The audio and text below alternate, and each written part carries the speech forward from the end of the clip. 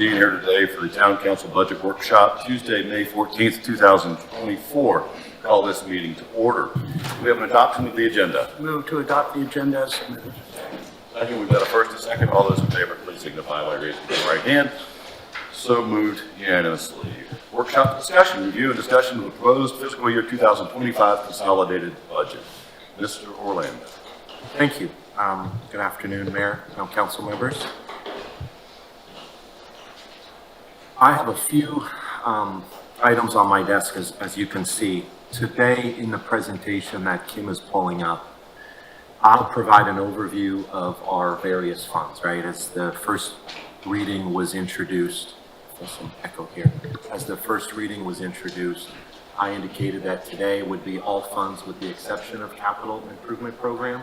And Thursday, this Thursday, at the same time, same place, that will be an overview of our capital improvement program. So today I'll review general fund, which is, as we know, more or less our operating budget, our stormwater utility fund, our debt fund, which encompasses our long-term debt payments, our Gullah Geechee Historic Neighborhoods Community Development Corporation fund, and our housing fund.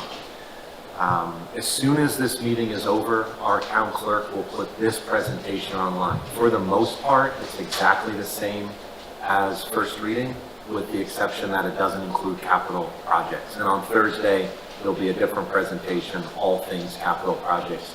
The presentation today and Thursday, much like the first reading, will be online right after this meeting. In addition to the presentation that I'll get through, you've seen it before, you've seen it at first reading, but I got through it in about an hour. I just want to slow down and go through some of those elements a little slower. But also, I want to discuss with you those items that you asked about at first reading. I was asked at first reading, right before first reading, and in the last couple days, to review the increase or decrease in the general fund accounts by department that are listed in the staff report, so I'll go over those today.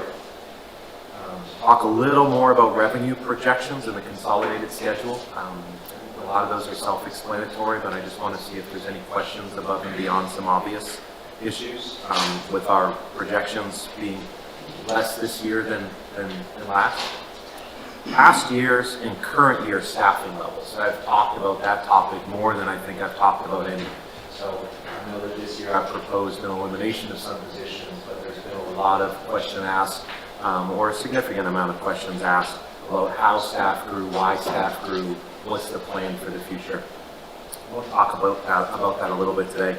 Our budget ordinance, you talked to me about your feedback on the fund expenditure, the ability to transfer amongst the policy language in the budget with section 5, and so I want to talk a little further about that, the real purpose and intent, and see if I heard you and if I'm responding well to that.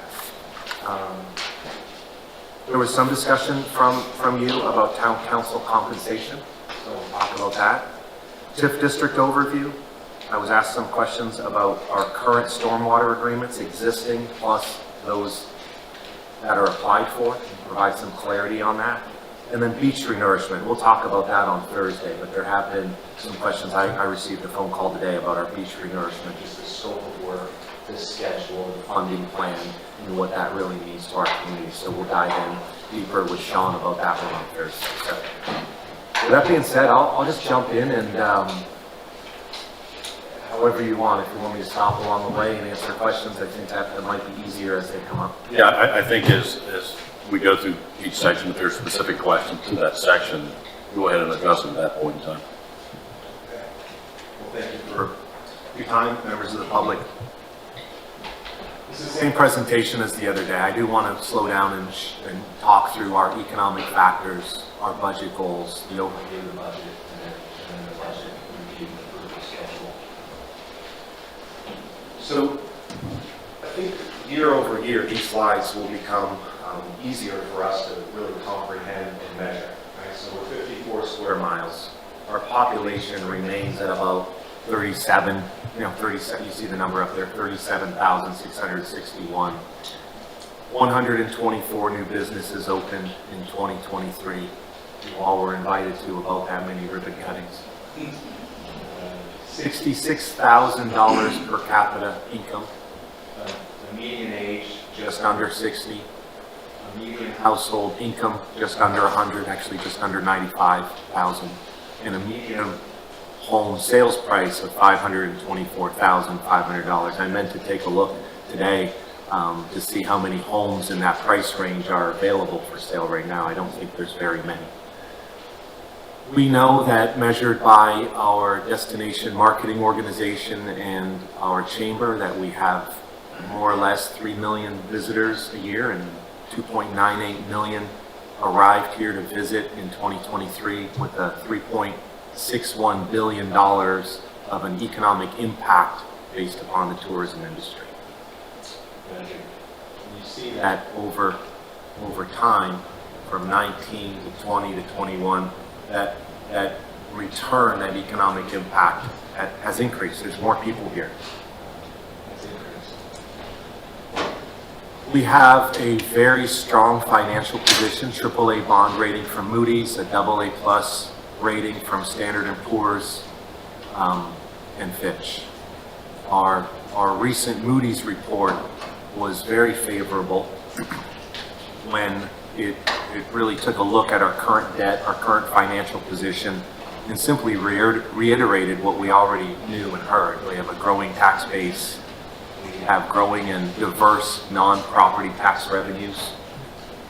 We are very prudent with our fiscal management, a very robust financial position, and modest debt and pension burden. You saw the debt, as we talked about, that pay down of that debt over time is definitely a large, big positive for our investor rating credit position.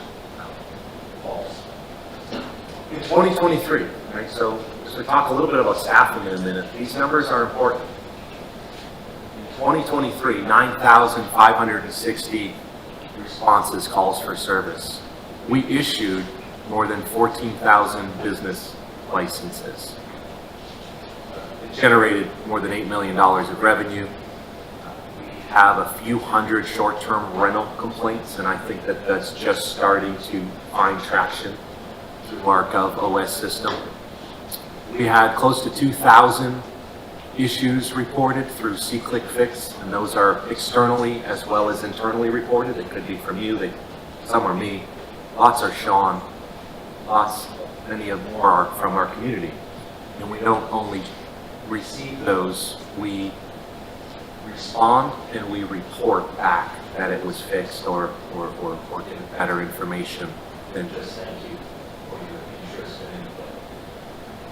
We had 539 building and land management ordinance site checks, so through our community code enforcement program, above and beyond our planning team, above and beyond our building inspectors, Bob and his team are out, in addition to the group I just said, taking a look daily, weekly, monthly, depending on what type of job, what type of project.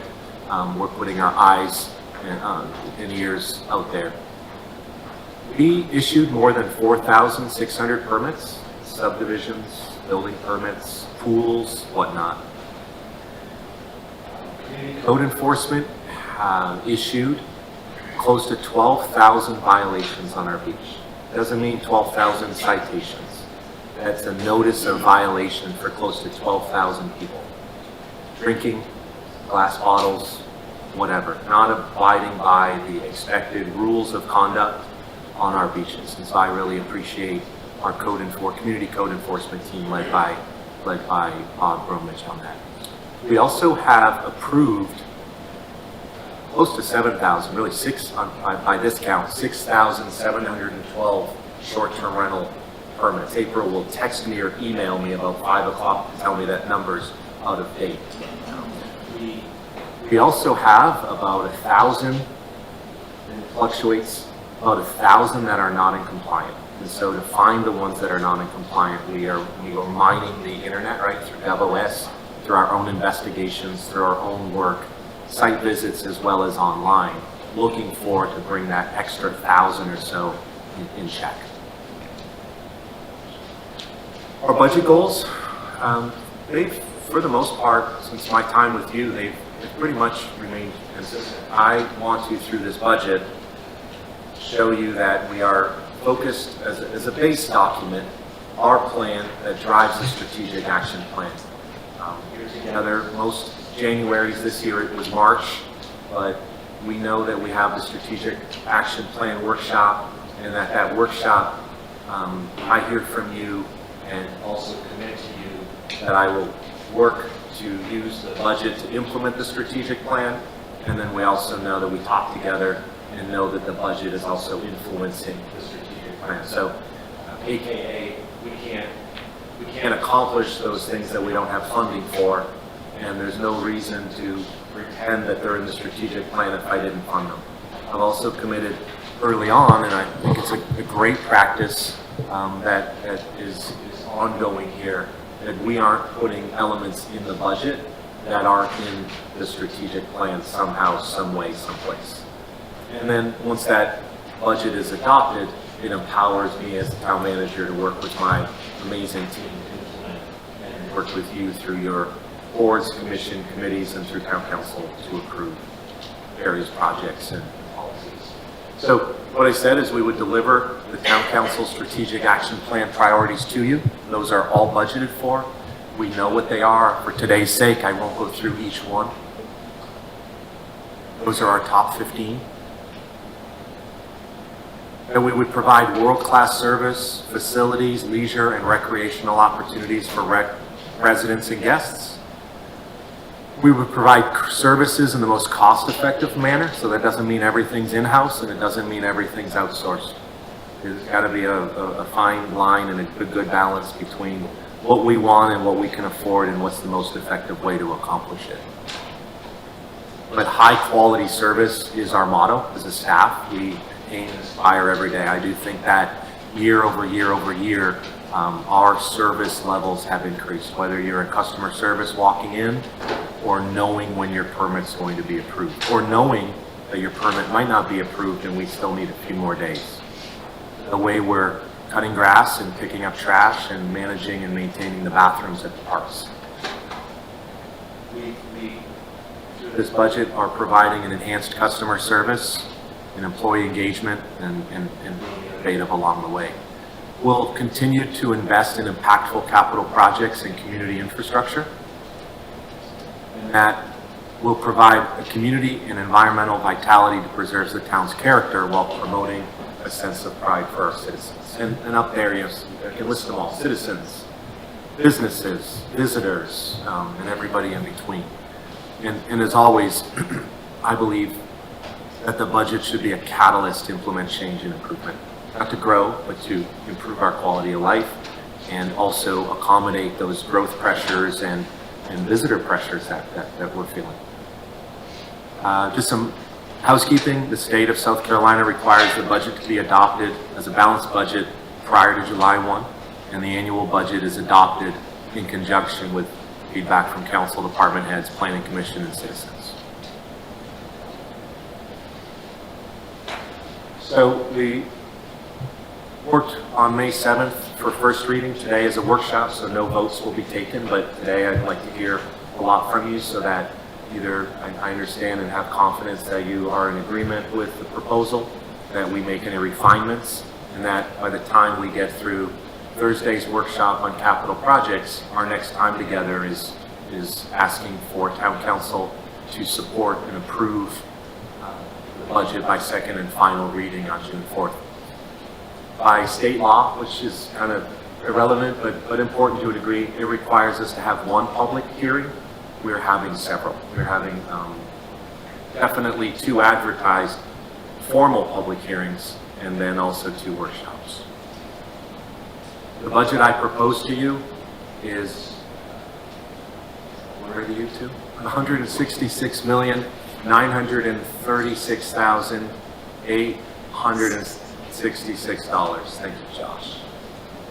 It's important to know that as our budget increased from 147 million to 166, 16 million of that is our beach renourishment project. I had a call today about beach renourishment and what's the plan. So close to $17 million of the increase in our consolidated budget is absolutely and directly tied to our beach renourishment project that while we don't start construction in FY25, we are intending and needing to be fully permitted and bid and mobilized in FY25. So a total overage of 19.9 million up, and again, 16 and a half of that is beach, and the rest of it more or less $1 million in general fund. And you see the differences there. About 19 more in capital projects, 1.6 million additional from current fiscal 24 for stormwater, El Aguichi, a reduction in our housing fund, an increase of 650,000, and most of that is due to budget carry forward. The majority of our budget are those funds that are really not fund balance, not property tax, not business license, not stormwater, not local A tax, not EMS rev, not permitted fees, not intergovernmental, which is state transfers, grants, leases, investment, and miscellaneous various incomes. Most of the transfers in, right, more than 52% of our budget is made up of funds from hospitality tax, beach fees, TIF, state aid tax, real estate transfer, stormwater, road, electric, franchise, and short-term rental fees.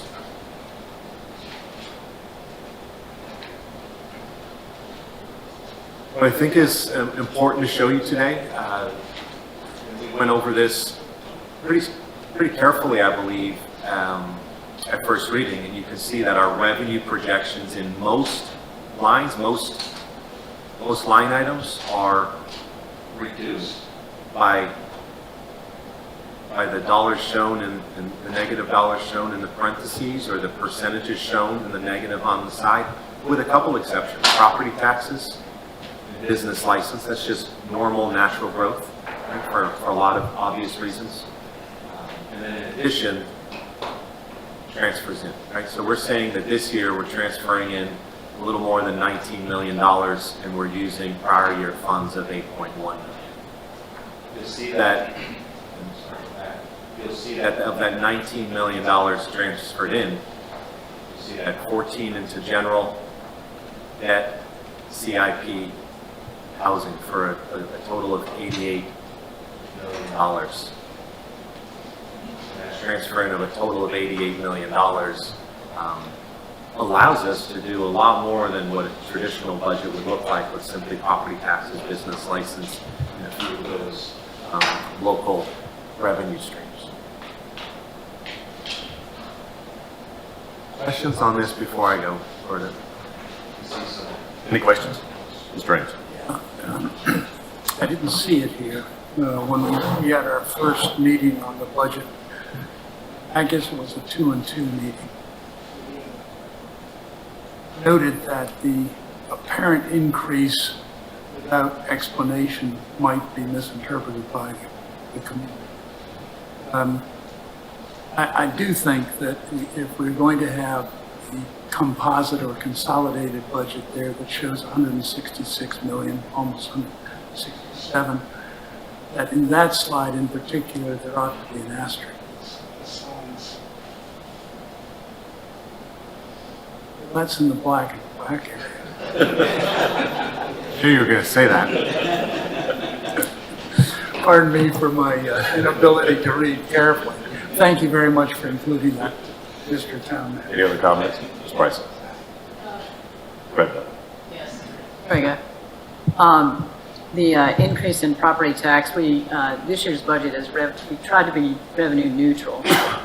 So that shows additional revenue, but I think a lot of that has to do with the increase in a lot of the sales prices here. As you said, some part of it's natural growth. Perhaps there were more dwellings, more property on higher property values for some cases. So I think maybe a brief explanation just right now about that increase. We tried to be revenue neutral. Right, so a 6.7% increase, really $1.5 million overall. from a total of 23, almost $24 million. That growth is exactly that. It's price escalation.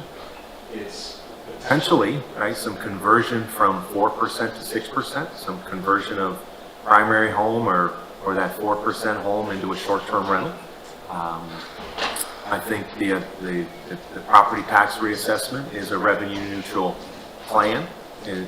Some go up, some go down. And I just think overall that the little tiny increase is based upon that natural growth and potentially some conversion. We're watching that. You know, at the end of the day, we have some more commercial properties that are online, more residential, different price points of residential that's gone up, and then some conversion from 6 to 4. Jeff, am I missing anything? No, I think. 3. No, I think you're exactly right. I think it has to do with the property transfers, because there is normally the cap of what, 15%. It can go up if there's a property transfer, then that would go up. That's it, yeah. The assessable transfers of interest, because it's every 5 years, if there's a sale that occurs in between there, it automatically catches up to the then fair market value, which will contribute to that. And at the time, we reduced the millage last year, which we did, to be as revenue neutral as possible. We used the best possible data at the time to do that. Other comments? Ms. Becker? I just have a question because it was brought up and I think it would be an interesting statistic. So just wanted to know if we're capturing it and if not, how we do that.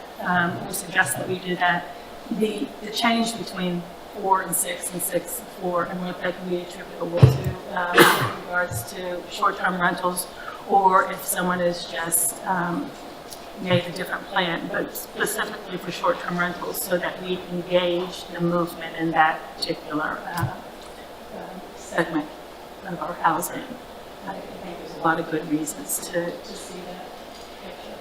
We will make that request. Really, we'll look within our own data, but also look to Beaufort County to help us with that. We'll go back 3 to 5 years and show that 4 and 6 and various percentage trend.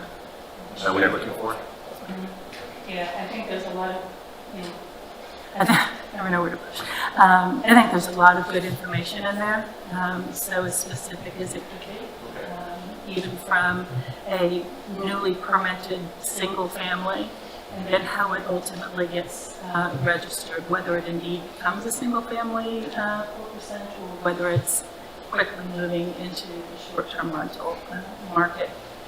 Look at that. So, Josh, I see you taking a note. Make sure you take a note and compare that also with our new single-family residential structures as well. Thank you.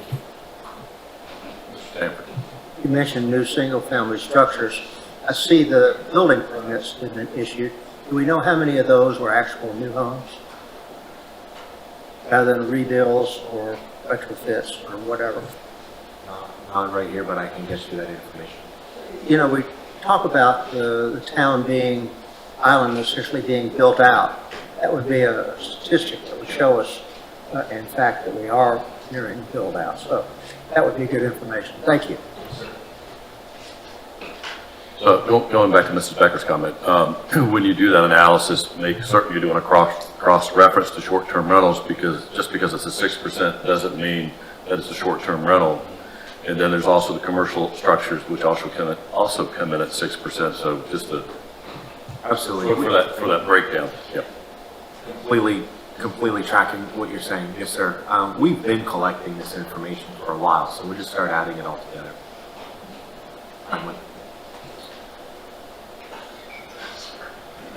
We talk about prior year funds, and I think that this slide is important just to pause on for a minute to simply explain that prior year, 3.4 million was prior year budget, and you'll see that one-time projects last year in general fund, a stormwater fund one-time project. I always like to see stormwater fund one-time projects. That means they're keeping up with maintenance, they're building projects from the project list they have in the CIP, and then they're saying, you know what, Sean and Mark and council, we also want to do more than the funds we currently have on the revenue stream.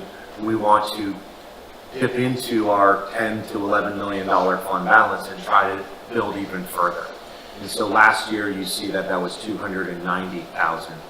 You see that CIP stormwater transfers in of 980 and CIP fund prior year proceeds, bond proceeds. This year it's 11.6 million. It's for the most part, it was a reduction in general fund transfer, right? So prior year would be this year unspent, last year unspent is less, so $1.2 million ask. A stormwater fund one-time projects, plural, 2.1 million. And then we know that we haven't spent the Community Development Corporation, the Gullah Geechee Historic Neighborhood, CDC state grant, the funds from the Department of Commerce, and we only drew down some on the prior year Beaufort County grant, the American Rescue Plan funds. And so as you line those up and also transfer forward the 2 million and the 1 million that are currently in housing but remain unspent, that $11.6 million escalates that prior year. So I think it's really important that we see that prior year isn't all coming out of some fund balance, trying to balance our budget, our operating budget with our bank account, right? With our savings, with our fund balances. That is absolutely not what we're doing.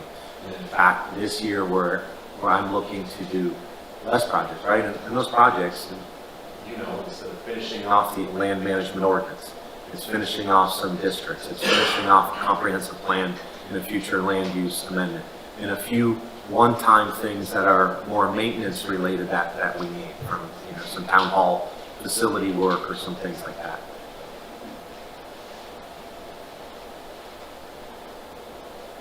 So I'm going to pause on this a little bit because a lot of this is better explained in each fund, but you can see that personnel and benefits overall, and that is general fund and stormwater,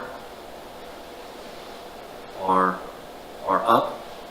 Operating is up. And most of that $20 million, you can see that we've placed in. As you start getting into beach projects, there begins our capital improvement program. $16,756,000 more in our beach program this year than last for beach renourishment. Pathways, $82,000 more, but a $5.5 million fund. Roadways, a little more than $10 million. In parks, close to $20 million for parks this year. We've approved a lot of parks. Those dollars are fund balances, they're current revenues coming, and past revenues that have accrued. You'll see that $19 million here, it greatly makes up for the CIP program that we intend to do our best to try to build. Our millage remains the same, so I proposed a budget to you again. I'm proud to say I've never proposed a budget in my career that has increased property taxes. And in fact, many times I've been a part of a great team where property tax is reduced. We had a natural ability to reduce property tax millage rate in 2023 from the reappraisal, and then in 2022 when the Hurricane Matthew debt was paid off. Our mill value continues to climb. Incredible. Might be the strongest mill value in the state of South Carolina. And we know that as you calculate a property tax bill, and in this case scenario, 4% property tax assessment on a $750,000 home. And again, I'm not sure if we find too many of those, but we could use 500 and double it, but you know, somewhere between a $500,000 and $750,000 home, the town of Hilton Head Island is receiving a little more than $420, so close to $430, or closer to $600 all in from a property tax bill. The other taxes that are generated, of course, are very healthy from those revenue streams I shared with you. On this, just for clarity, you see the school operations is almost half of our property tax bill. What is not listed is the Hilton Head Island police fee. That's how it's listed on the Beaufort County property tax bill, as well as stormwater, stormwater fees as well here. We've shared with you that over time, the collection of accommodation taxes and the distribution of accommodation, South Carolina state accommodation taxes have increased in revenue and increased in distribution. However, you will see that we started to peak in 23 into 24, and this year, just based on projections, a lot of feedback, phone calls to hotels, chamber, folks we know, we are starting to compress in those South Carolina, really all transfer in type revenues. But you'll see this year that the DMO supplemental, and you talked about it at first reading, there was not an ask this year, that the DMO 30% as called for in the state code is listed. And then the further distribution is capital projects to our ATAX grant recipients through our ATAX committee and through town council's approval. A little more than $4 million, $4.2 million. And you'll see that escalated over the years. Back in 2019, $2.4 million. The town general fund transfers in of $3.5 million. And then housing, I propose this year to utilize $1 million of South Carolina ATAX to add to the fund, as town council has directed me in the past, to continue to add funds into that housing program. I do believe that the proposal here with ATAX is well distributed. I do believe that if this continues to decrease or increase, instead of guessing year over year, that I work with Finance Administrative Committee, but ultimately Town Council and our finance team to bring forward an ATAX distribution policy, at least for your consideration in the coming months. And Mark, those ATAX dollars are calculated off of revenue from a calendar year or a physical year? A little bit of both, but right here we're converting that to our fiscal year. ATAX is distributed outward calendar, but we use it fiscal. So it's like patting your head and rubbing your stomach at the exact same time while we try to figure that out. We show, even with our distributions this year, a fund balance of $3.5 million. I will say that this time next year, I think this conversation needs to be a little differently, probably from a capital project standpoint, and a distribution standpoint. Not that I am advocating to reduce $4.2 million, I will say that. I think that's the role of the Accommodations Tax Committee. I think that's the role of Town Council to weigh in, but I'm monitoring this. We cannot continue to invest these types of ATAX dollars and continue to support externally at that level if the revenues are decreasing. You see that, as I mentioned, $3.5 million into the general fund. That is our fire rescue team, first and foremost. Our calls for service have gone up, but I know we have not brought forward a budget that asks for any property tax increase, any change in business license rate. We simply have captured state accommodations taxes escalation and used that for more operating into our general fund budget, different this year than a few years ago.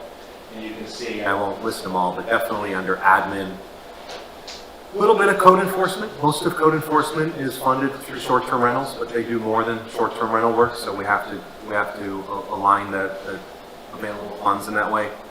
Police, beach, and finance team, facilities, as well as community events. Our Hilton Head Island Jam, Songwriters Festival, our holiday event, all of that is funded as an operating budget line item, right? Increased, obviously, but through ATAX. Zero property tax dollars, zero from anywhere else. I hesitate to even open my mouth after the last time. I think this is one way of portraying the information and the benefit to the community. Obviously, increasing numbers of visitors has an impact on our quality of life and our perception of what we want to be. So I think an idea would be to portray this in a different way and submit it to the community for perhaps better understanding. Okay. Well, right. We are picking up trash. We are mowing, blowing, and maintaining. We are improving our beach parks. If you've been to Folly Field Beach Park, if you've rode your bike or walked on our new pathway that we just put in up in Shelter Cove, so on and so forth, all of those dollars are either used to build or maintain or enjoy our community through vacation.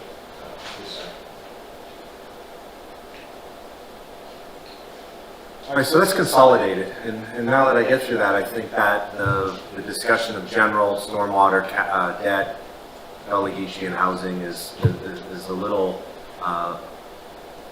less detailed. If you'd like me to review every fund, you've heard it before, I've mentioned it.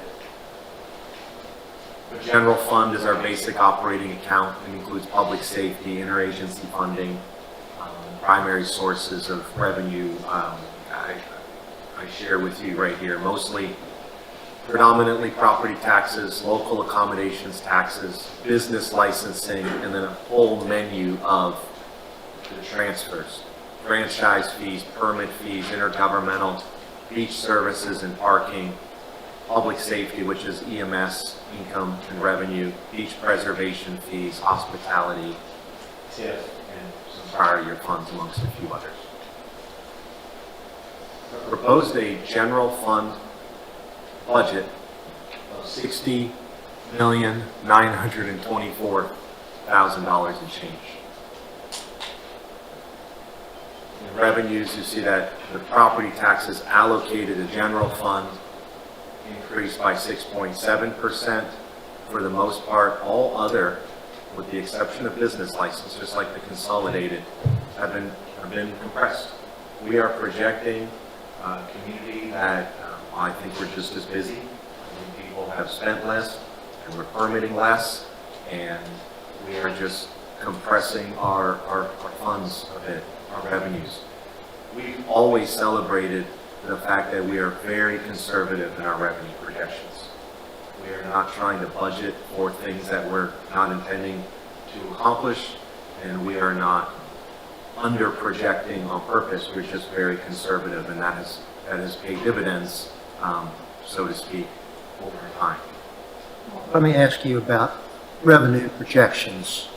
I had a question from a citizen this morning asking how far out into the future do we look and make projections. In my experience, it looked like we're just looking out one fiscal year ahead. But do we do any effort at looking at 3 to 5 years and that sort of thing? Yes, sir. We look out quite a ways. In some areas, it's hard to project ATAX next year, depending on the weather, depending on any significant events we're projecting.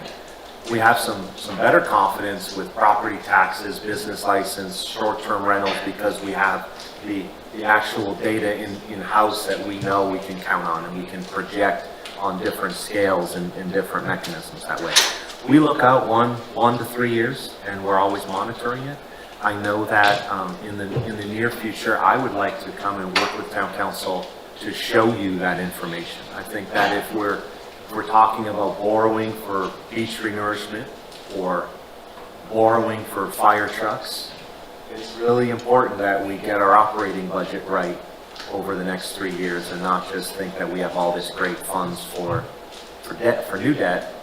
Or we should also realize that even with some escalation of revenues and expenditure use, we do have funds for new debt. We'll show you that. We'll go through that exercise with you. But the short version is yes, sir. It's much further than a year. Yeah, follow up on that and then a separate question. I think as we spend, taking out the capital improvement section that has to do with beach renourishment, there's still, about 10 million in parks improvement. So with that forecast, there's going to be maintenance and personnel costs that follow up with that. So I think that's part of the projection we need to see. Absolutely. All those capital improvements, how are we going to maintain them and keep them over time? Right. And over time, we will build.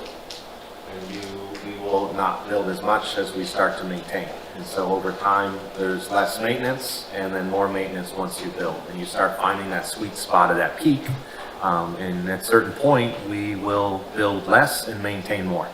But right now, Capital might go down, but operating would go up, general would go up. The other question I had was the line about investment income. It's quite the increase from one year to the other, and we all know, well, we experience and know increase in interest rates, but it talks about investment income. So how much of that is interest and how much of that is some other type of investment? And on what basis do we project 156.4% increase? Yes, it's all interest income. Even though it says investment income, it's all interest income. And we were conservative. At this point, we're already at 1.7 million for the first 10 months of the year for the general fund. So we are conservative, anticipating some rate cuts. That's why we budgeted. So we're already well above, almost double the 585,000 for FY '24.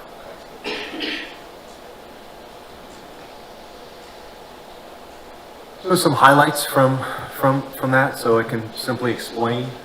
After 2 years of record high collections, I mentioned limited revenue escalations, no change in general fund millage, a reduction in '24 from 17.2 to 15.9. Property tax revenue is increasing almost $1.1 million. Total revenue is 18.1. Local aid tax revenue 6.9 million, a decrease of about 153,000. Business license revenue at 12.7 million, small increase of $270,000.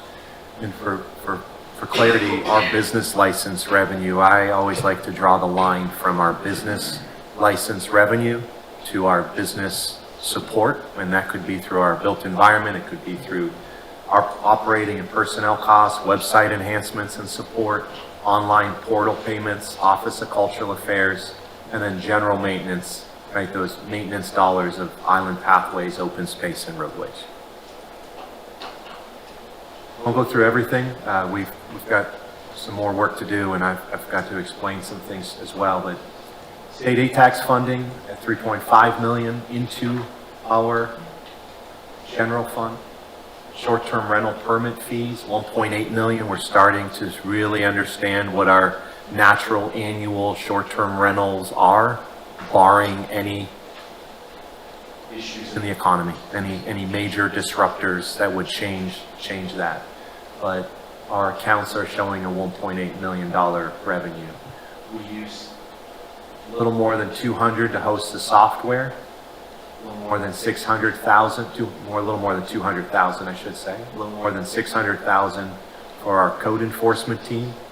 Fire inspections and legal support, $154,000. IT support, finance support, $290,000. Some of those are personnel, right? So short-term rental personnel. Community development, facilities, and marketing. And you have asked, as you adopted, town council adopted the short-term rental permit fee, that I always bring back really a balanced equation to show where we're using those dollars. Our goals have never been to charge so much for short-term rentals and spend so little and build an account. We are supposed to be reinvesting and using the dollars for short-term rental, right, $250 per permit, to support the short-term rental program, the 360 degrees of it. EMS revenue is $2 million. It's a small decrease of close to 3.8%, and we just talked about our interest and investment income. Hospitality tax funding in the general fund, in the operating, is 6.3 million. That is used for lease payments for new fire trucks, enhanced fire rescue operations, and our beach parking program. We talked at first reading briefly.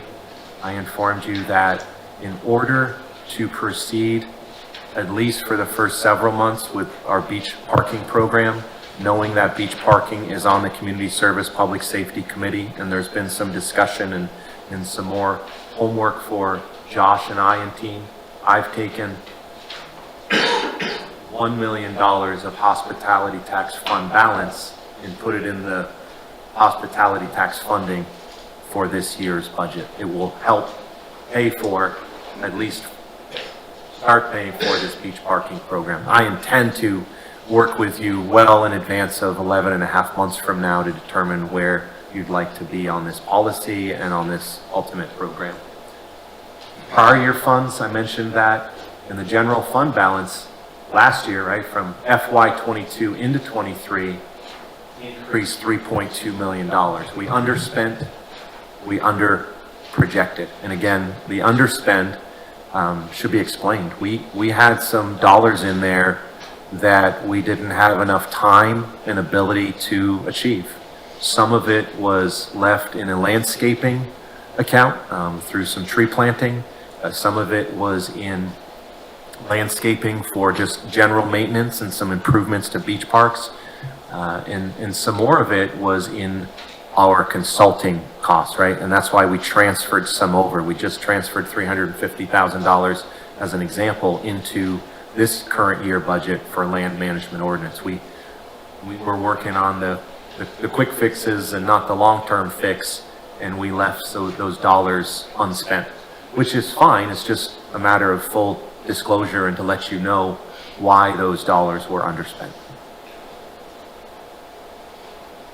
We have, in the past, town council... Let's back to the question. Yes, ma'am. Just picking up on the consultant piece that you were talking about. Overall, how much of our budget goes to the various consultants and that are on a regular basis? Well, it's laid out in a few different accounts. One, I'll just tackle the capital improvement program. I think that's the obvious one where each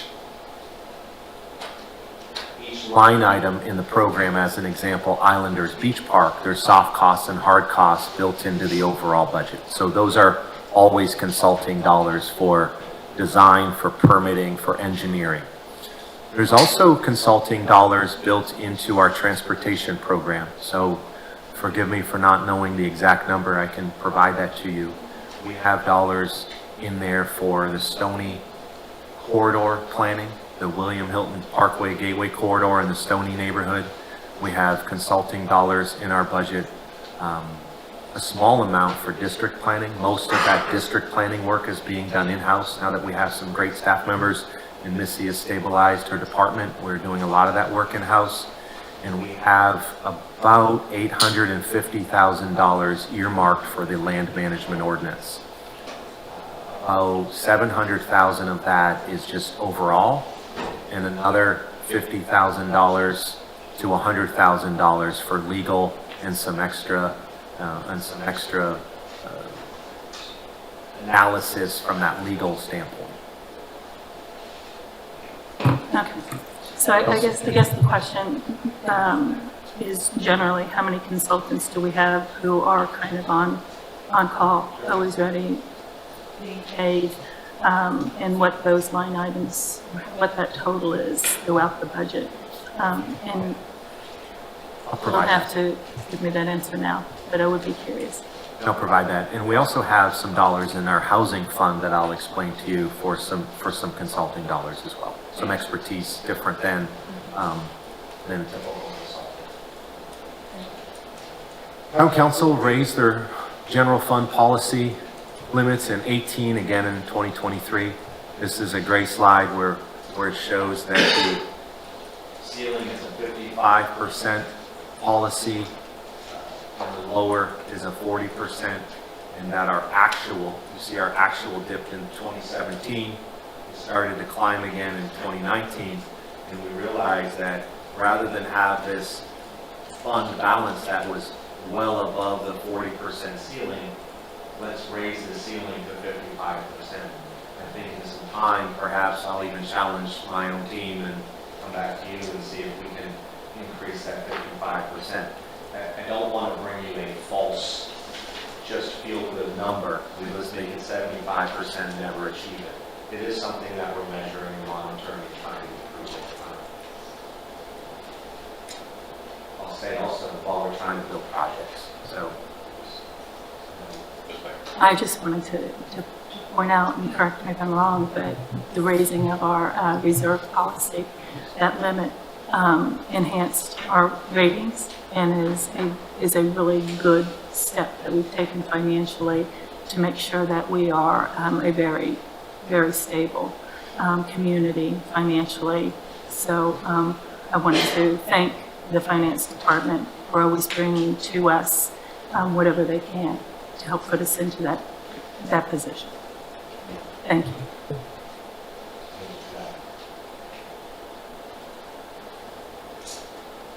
Our general fund is mostly salary and benefits. It's our operating account. 28% operating, our contracted public safety, our external distribution to affiliated agencies, and the remainder 63%, 63.2% in salary and benefits. You see an increase into salary and benefits, $3.5 million for a total of, so our payroll and benefits is close to $40 million, it's $38.4 million. Our operating account, all of those contracts for public safety, for the fund held in public safety, the 2.6 million is outside of that, but our operating for community code enforcement, for landscape maintenance, for facility maintenance, all of that in the operating account is 17.255.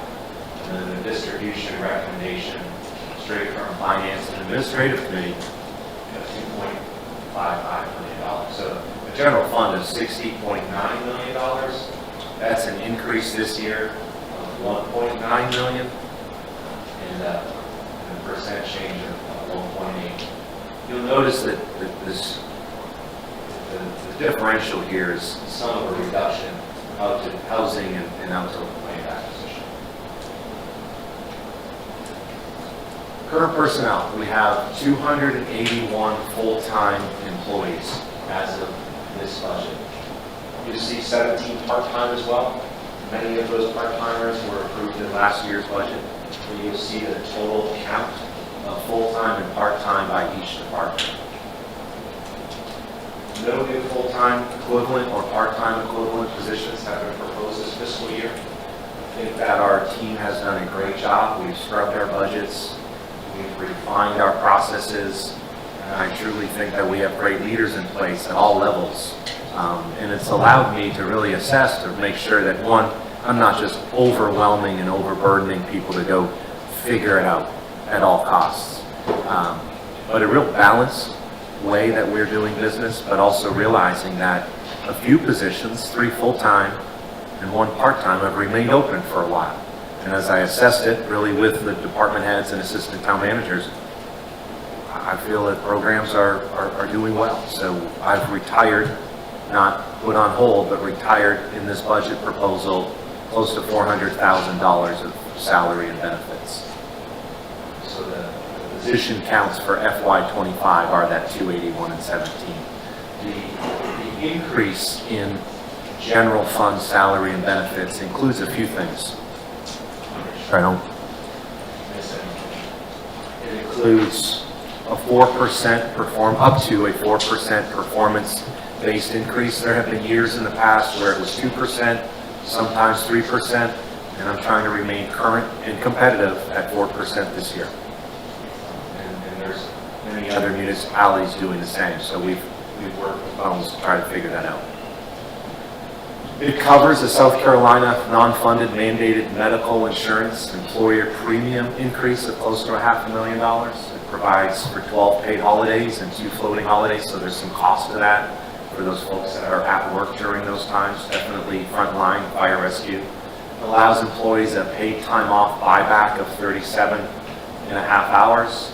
It supports the town's 401k contribution to employees, which I say thank you to town council for that 401k level to match the staff's contribution. It supports the South Carolina mandated police officers retirement fund. I mentioned that first reading, that's the fire rescue retirement, but they are in that police officers, the SC Porter's retirement system. It supports succession planning, so in those dollars, there's several positions, fire rescue, some in other areas where there's planned promotions and there's planned overtime in fire rescue. In the past, we have triaged some overtime in fire rescue, and this year we're planning for it a lot better. It's in a software, it's managed proactively. At the end of the day, we do have overtime at a cost of close to what, Chief, about $1.5 million in this year's budget. So the benefit with that is, while the salary and benefits escalate a little bit, we're planning for it, so it's not surprising us.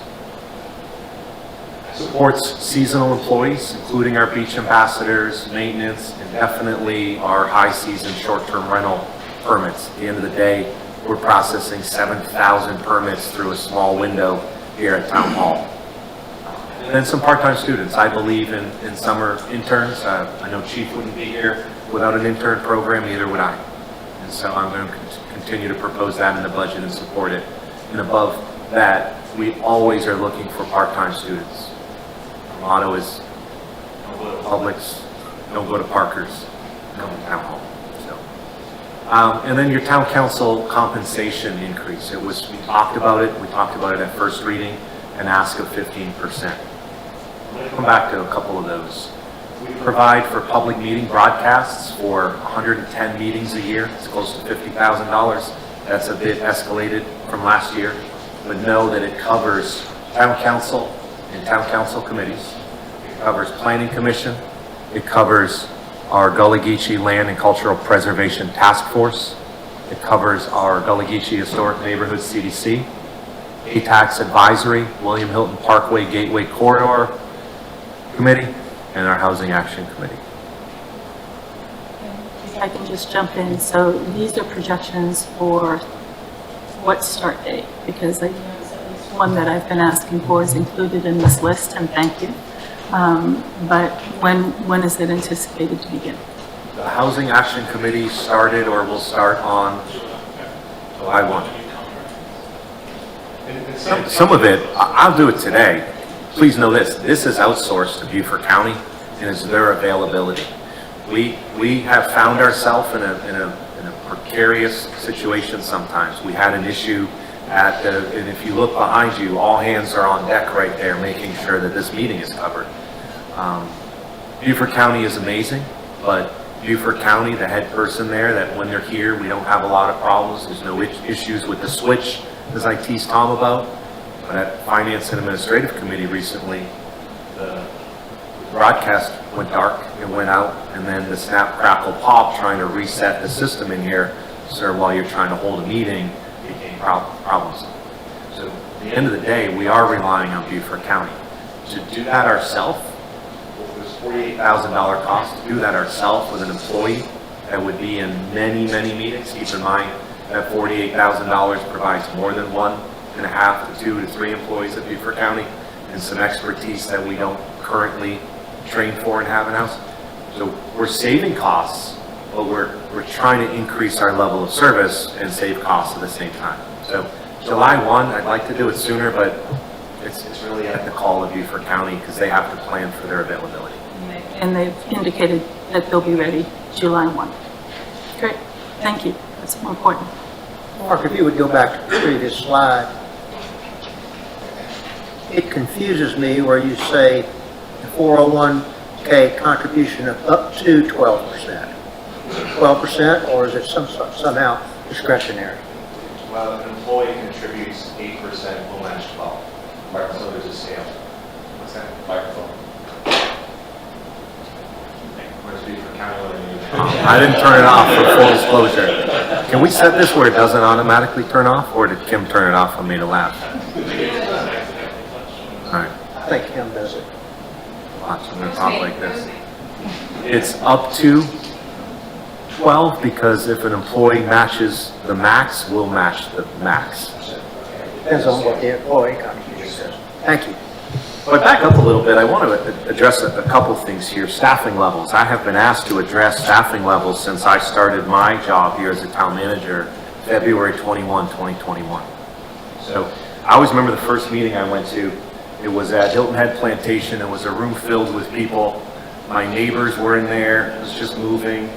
even Jackie was sitting in the room, and I was asked a question at the end of this presentation where I said, hey, we're going to improve our roads, we're going to improve our pathways, we're going to take the legacy of our Parks and Rec program and continue to invest, and I was really excited about it. I shared a lot about what I was trying to help town council and our staff to do when really 180 years of experience before me retired, or really plus Scott's untimely passing. And I was excited. I had a good presentation, as you know me for, and I was really ready to go and hit the ground running, and somebody raised their hand and asked me a question. What are you going to do about all the trash on the beach? I don't know what to say. You know what I said? I'm going to pick it up. And at the time, we know that COVID found us, right? Not to go backwards and remind us about COVID, but I think that Hilton Head Island became a retreat from a lot of different places, and for a minute, we were overwhelmed. On my first day, we had more than 4 months of permits sitting outside with doors locked with pollen all over the permits. And I had employees here that were starting to burn out by trying to keep up. We had a pizza party, right? We helped people. We brought in some temps.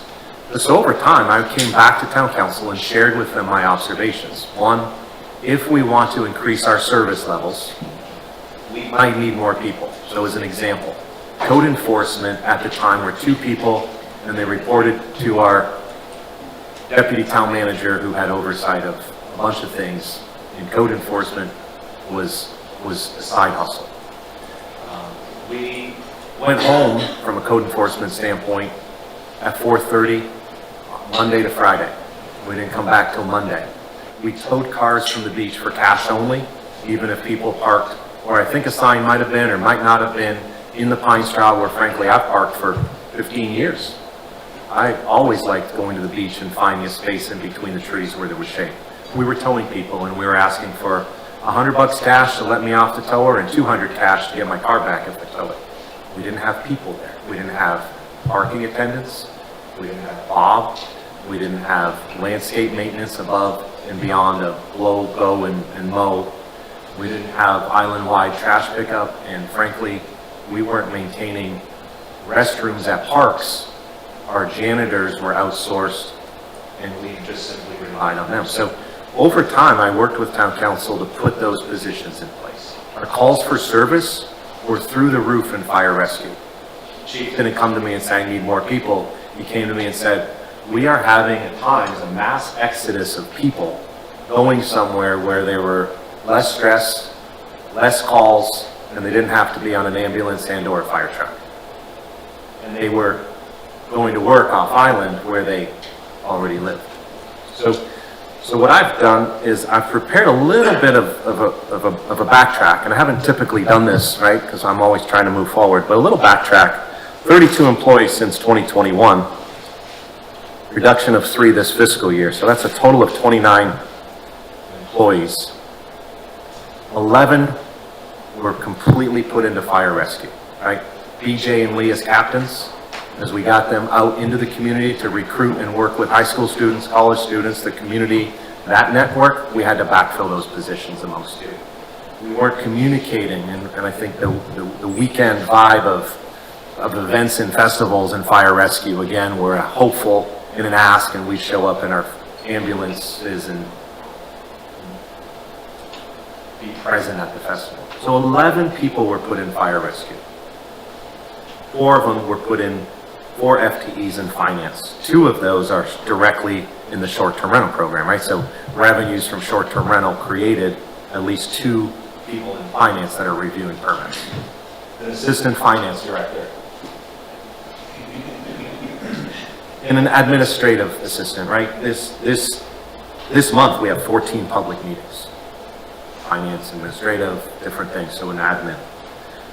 The communications director and a few people on the communications team. When I arrived, I think we had 2.5, right? We had 2 full-times and an intern in communications. And so I brought on board a communications director. I talked a lot with town council about that. 1 person in stormwater. We did not have a capital improvement program as we have one today.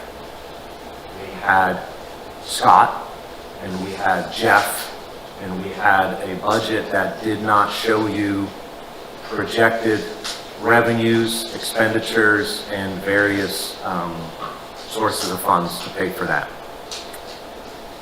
We had nobody in public safety except the two, so we created 5 new positions. It's good to know that they're here every day, 7 days a week till 9 p.m. Transportation, 2 folks, and I always laugh. We had Darren, and he was out at 3 a.m. in the rain fixing a signal and back at it in the morning trying to count traffic and run his report on crash test data to show us where the hotspots were.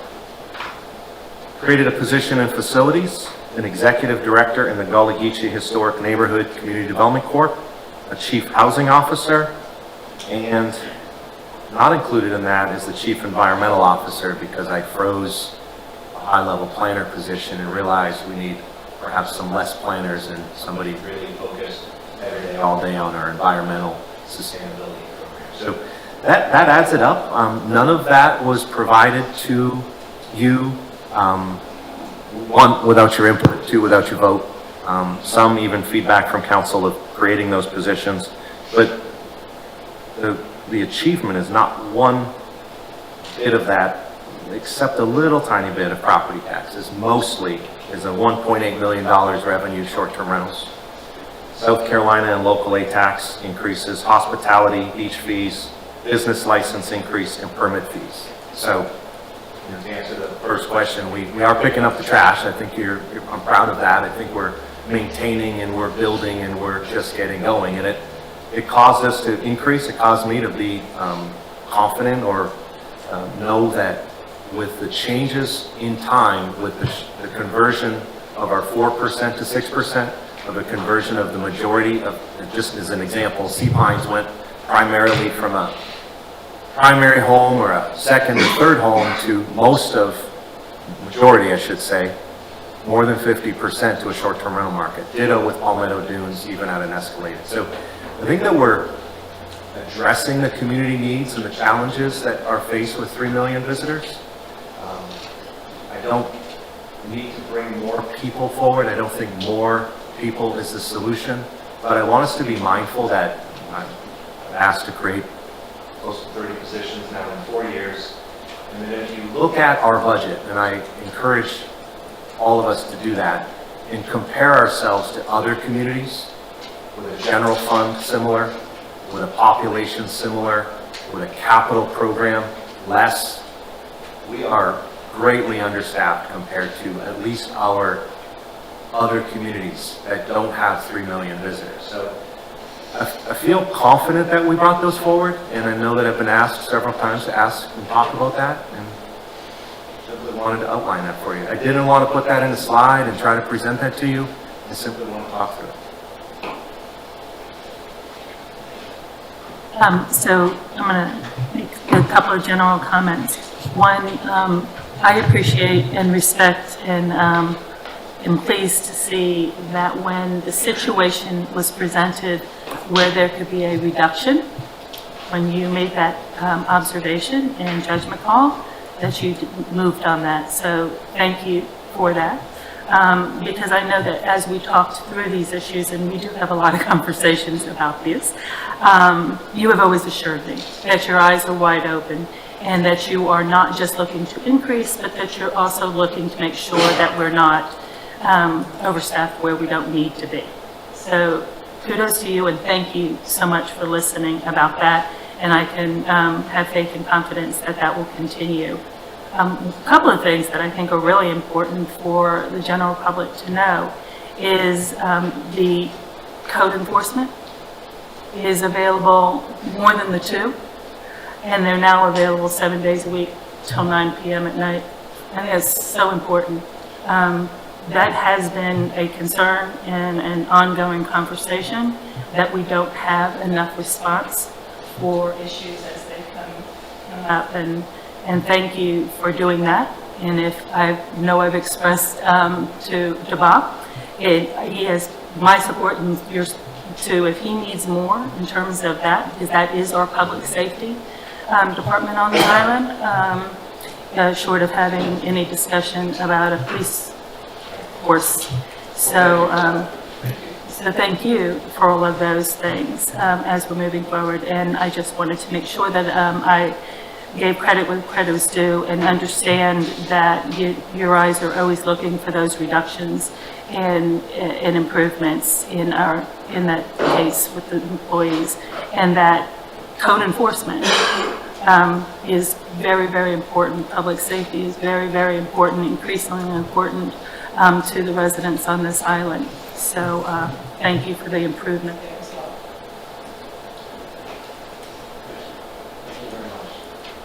And I will give a plug to Bob, I say 9 o'clock, but they're also up till at midnight with special investigations, loud music, short-term rental issues behind the gate somewhere. They're doing a fabulous job.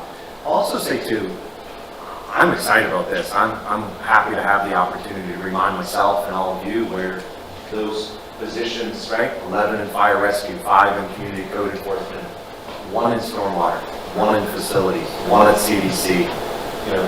How that climbed.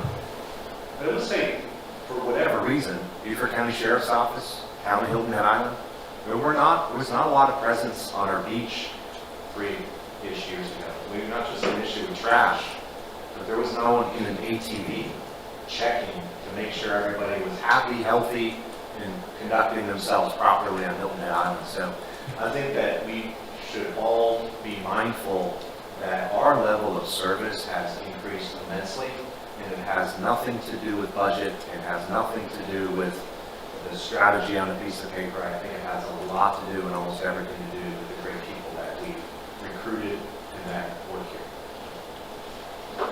here. Speaking of great people, I see that there's a 4% performance-based pay increase. As I recall, that's the same in the current year's budget, current fiscal year budget. So when was the last time our employees had a cost of living increase? And when was the last time we did a pay scale review? The last pay scale review was 4 years ago, Lisa? Yep, September 1 of 2020. So how often should we have one? What's the standard? We're going to do a homegrown one, Lisa and I and some others this coming year, right? And so it's a matter of, now that we have that good baseline, it's just simply going and updating it. I think from a salary, competitive base on salary, that's easy to do. We've been keeping up our pay grades and our position descriptions because of Lisa and her amazing team really well over time. So I don't think that we have to go dig too far and rethink and revamp all of that. We're always staying fresh on it. You asked about the cost of living. The cost of living is based in the performance-based pay, right? So rather than have a 2% cost of living and a 2% performance, it's all in a performance-based. I will share with you my philosophy as the leader and the town manager here. I think that we have to have a performance-based pay increase, and I think the 4% is great, and our employees appreciate that. What's the average that we find for employees in up to 4%? 3.9.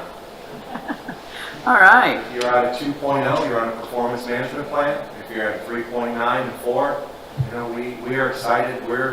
We celebrate that 4%.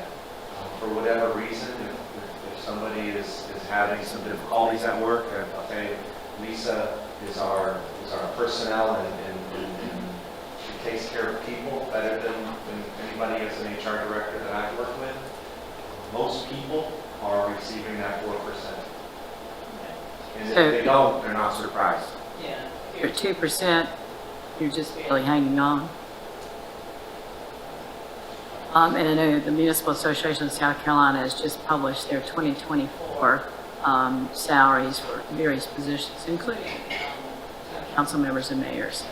So interesting to take a look at. I'm sure that's what y'all are following all the time and contribute. I saw Hilton Head in there. Mostly comparable with Florence, South Carolina. Okay, that's good. Talk about council compensation. So again,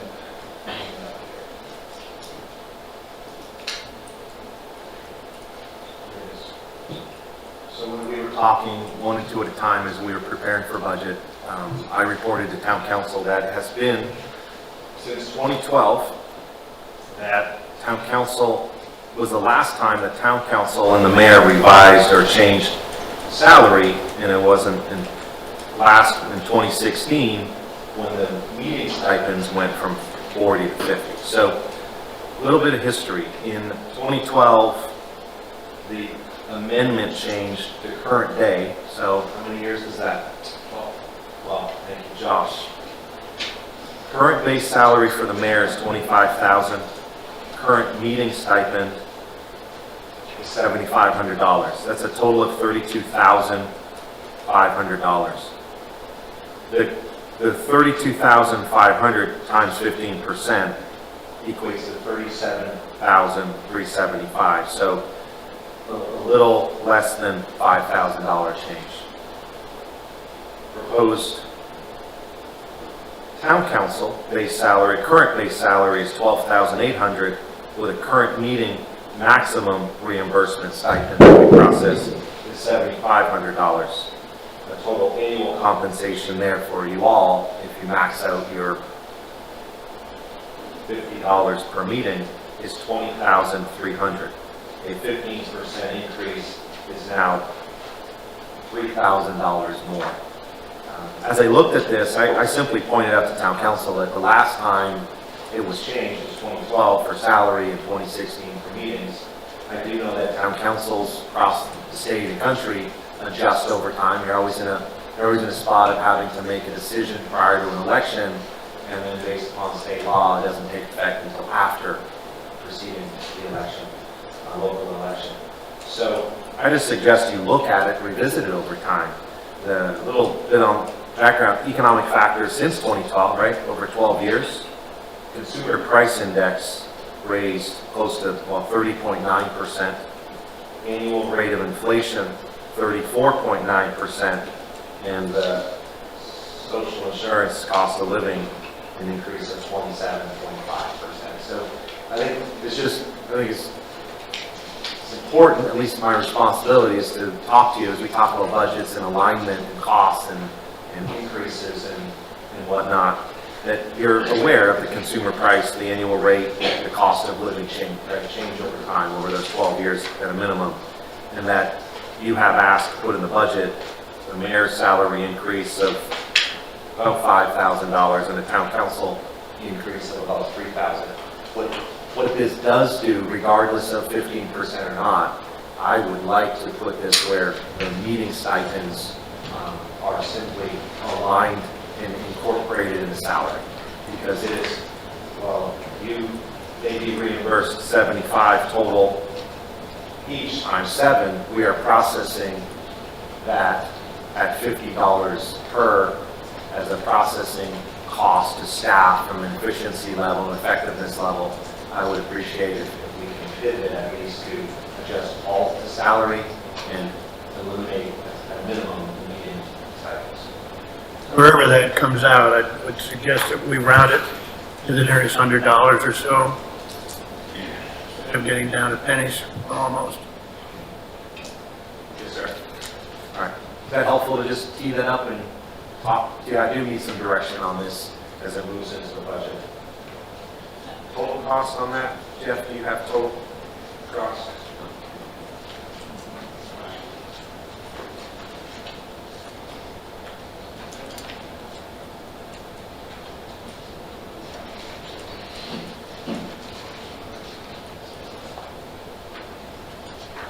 How it compares to my calculation.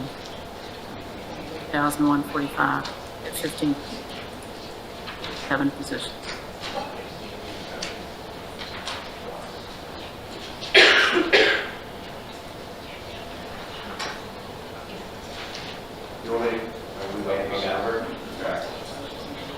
So the total would be $177,445. Currently, if they were doing the maximum, it'd be $154,300.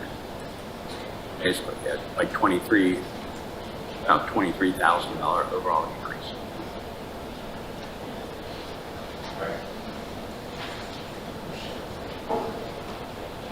I know I started the conversation at first reading, so I'm happy to be the second person in on the conversation today.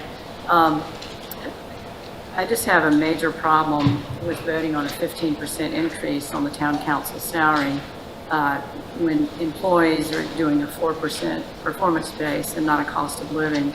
And when a lot of folks in the community are not getting cost of living raises, meanwhile the cost of living is increasing. So offered as a compromise 3%, which is about the average. If you look at Social Security annual increase, I think it was 2.7%, was the last one. So if you look at a 3% increase, then, and I'm mindful of Mr. Alfred's request to go to whole numbers, at least in hundreds. So a 3% increase for the mayor's salary would go from $32,500 to $33,475. A 3% increase for town council members, and I have no problem. I support combining salary and stipend. It makes a lot of sense administratively and for everyone trying to keep up with the monthly reports. So anyhow, combining the two, 3% increase for town council members would move from $20,300 to $20,909. And then, you can round it off to $33,500 and $21,000. That would be a 3% increase. So that was still my proposal. It failed at first reading, but I want us to at least start there. The other options, I've got numbers at 5% and 6%, and then a flat amount, certain amounts to come to a round figure. So there's some different options I'd like for us to talk about, but I just can't support a 15% increase.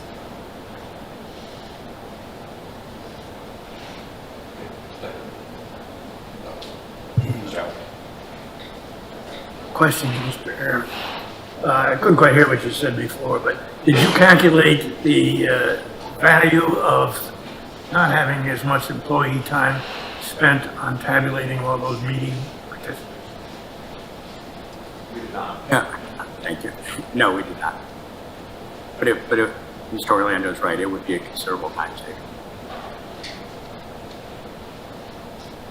I think it would help. Jeff, who processes it right now? How does it work?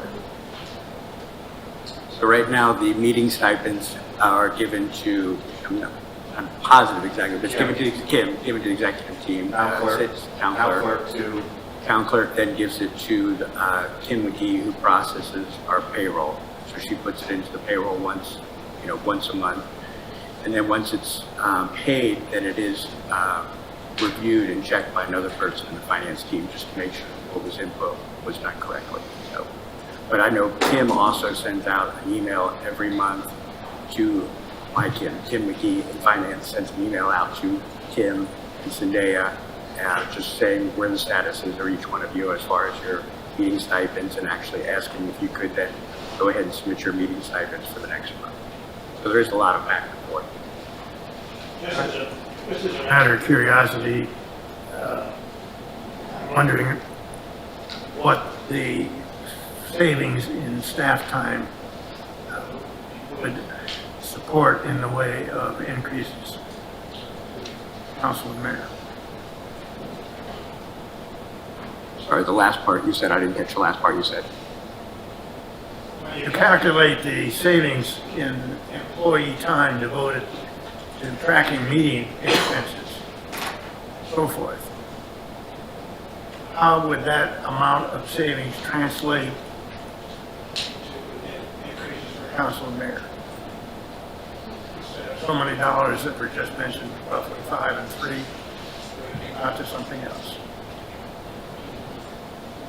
Well, I'll just say, Yeah. Jeff, Okay. sitting in the room right here, we can provide you a guesstimate, but I don't want to do that. We can ask someone to keep a time sheet and see what the differential is, but it's just not small minutes per month. There's a lot that goes into it to make sure that we're not making any mistakes. It's also your time. It's more time on your end. It's more time on our end of the process. I can calculate that, but not sitting in here. I appreciate that question, Mr. Alfred, but I think you also have to factor in that not everyone maxes out the meeting stipend, so you'd have to look at what was actually paid for council, for town council member, including the mayor, for salary plus meeting stipend, and compare that to combining the two, and look at the number to add on. So there's a couple of tweaks in there that I think we're not talking about. I appreciate that comparison, but I'm not sure it can be done. To add to that, Mayor, to add to that, I know, at least historically, and maybe it certainly is individual to each council member how they manage their constituents and how involved they are. But for me, and for the past 6 years, I more than exceed the 150 that were allotted. And so and I'm not saying that every minute of time needs to be compensated for. It is a public service job, and acknowledge that. But I think that's more the case than not that we meet or exceed 150 meetings allotted to us. So I don't know if that's a bit of information that's consistent across each council member's experience. And then just one other thing, and I don't know where I read it. But there was a change, I see on page 38, but this isn't where I read it. There was a different change in the ordinance where there was a lot that was struck out, right? And part of that was a reimbursement for travel mileage off island, not on island. Shooting around the island wasn't never part of it, but that off island. If I could find it, I could point to it, so I don't, yeah, in the draft, perhaps that's where I read it. And I don't know where, I don't think I have the document with me. If it was striked out, it would have been in the draft form, but I don't think it was striked out. Well, I don't know, but that's what I recall. Okay. So I read this so much, I could have dreamt it. And the confirmation would be, So it's the very last sentence, and it follows a long strike.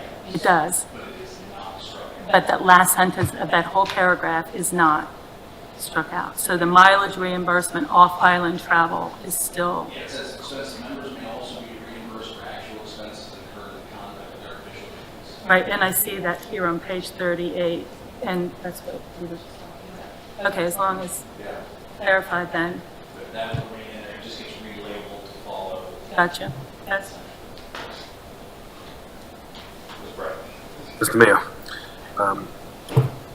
I'll start with saying that I am pleased that this council is bold enough to have this conversation out loud. It's been 12 years since we've had an opportunity to make any type of adjustment.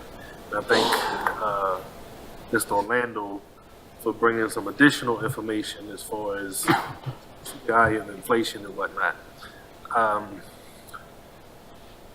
I, for one, support the combining of the base pay and the meetings. Always sort of felt that the reporting of meetings is sort of subjective because some of us may report something that others do not. So sort of bringing some consistency to that is definitely important. I guess my first question is there anything not allowing us to bring forth an ordinance that allows for some type of increase year over year? In much the same way, so yes, we could do that in much the same way that this reads that a 4% increase for staff is included in the budget. We could annually, right? Because you set the budget annually. At the end of the day, you can state your goal for the future, but you do state it purposefully annually. We could bake in it what that intended percentage is and just anticipate it and write into the narrative that you will explore it every year. So you can't set it for several years out. I just propose that to council so that it doesn't become a political item every so often. I think that we do need to have some consistency around this topic. So I'm open to a percentage. Other, I just sort of formalize it so that more qualified discussion year after year versus a political one. I agree with that, Alex. You know, taking, whether it's us or those that are leaving, you're right, I mean, whatever it is, it doesn't need to happen on a continual basis. It needs to be something, a policy that's in place that gets reviewed on an annual or biannual basis, however it works out. Not determining what that percentage would be, but to force the conversation, right? So it just so that it's out there. So I would agree with that, and I think we can maybe have some motions in place at the final reading.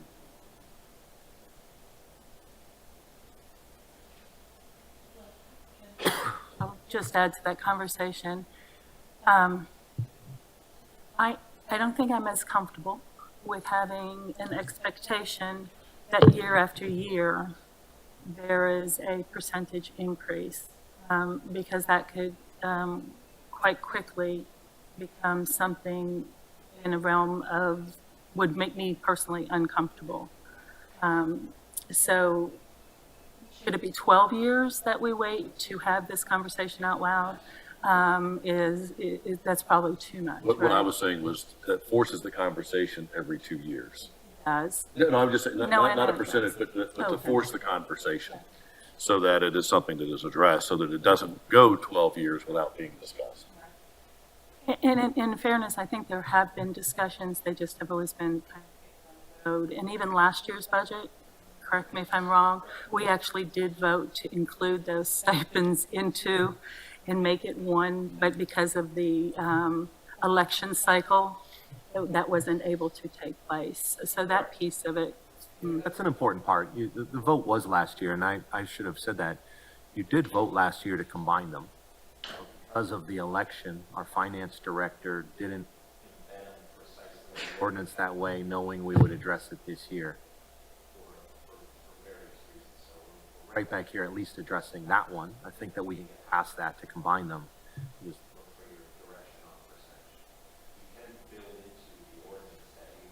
at it in the future. I think it takes some of that pressure off of future councils to have the conversation on a more regular basis, whether, if it's every 2 years instead of every 12 years, because it doesn't, it has a weird feeling, right? Talking about giving yourself raises, but, yeah. Okay.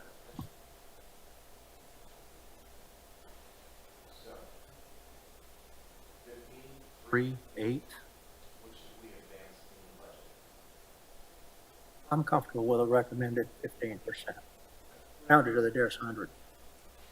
Question on that would go back to what was voted on at the first reading. So 15 was what was voted on, and that was a 5-2 vote, I believe.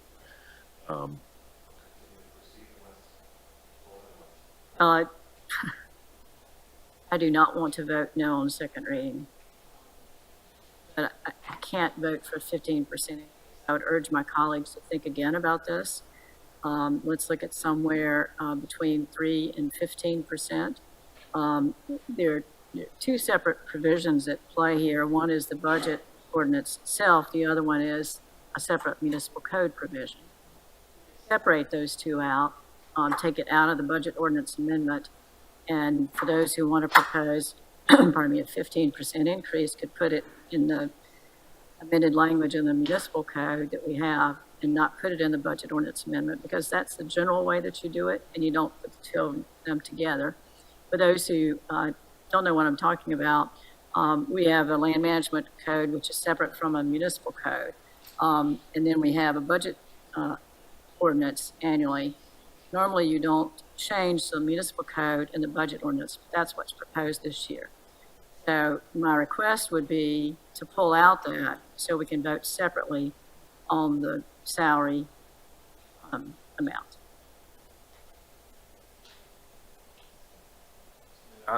I'd ask Councilwoman Bryson is if there's a number between 3 and 15 that she is comfortable with. We are voting on a $166 million budget. Not eight of our colleagues to be voting against it based on a $20,000 difference. So I would just ask if there's another compromise on. I was always taught not to compromise against yourself. So I'm looking for someone to respond, but I think by splitting the two out would take care of that.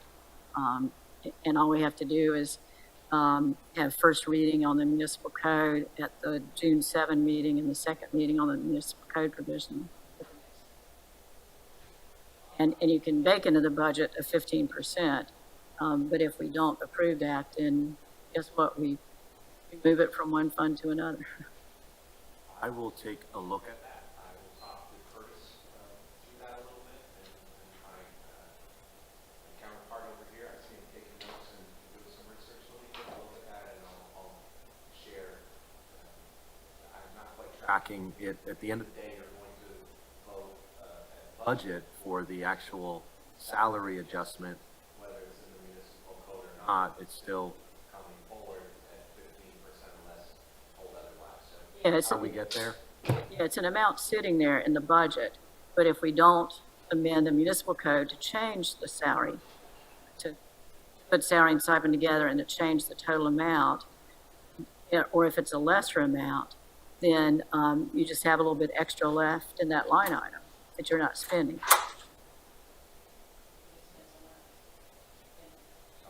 Tracking, you're separating your vote in your placeholder, you're putting a placeholder for the amount, and then you're waiting to see a meeting or two later to know if that's what you will vote on. So again, it's your prerogative. Mayor, I'll talk to you about the agenda and how that works out. But I want to talk with Curtis a little bit and get some feedback. I understand what you're saying. Normal way, that's the only way we could do it, is the normal way is to have two separate actions as opposed to combining. What it actually does is kick, and this is my honest reaction as I'm sitting here, it kicks the can down the road again for another discussion on something that we're right now having a discussion on that I don't think 7 people aren't able to honestly have amongst ourselves after 12 years. And I hear here's the thing why I'm comfortable saying this. I know how hard I work. I know how much I put into my job. I know how much I put into my constituents, and and I believe they know too. And I don't think that I'm risking too much by suggesting that after 12 years, the suggestions that have been brought forward after all the 2-on-2 conversations, this didn't come out of thin air, and then was put into the budget as something that we all have agreed to on some level. So having said that, I will support the 15%. If you split that out over 15 years, yes, you are right.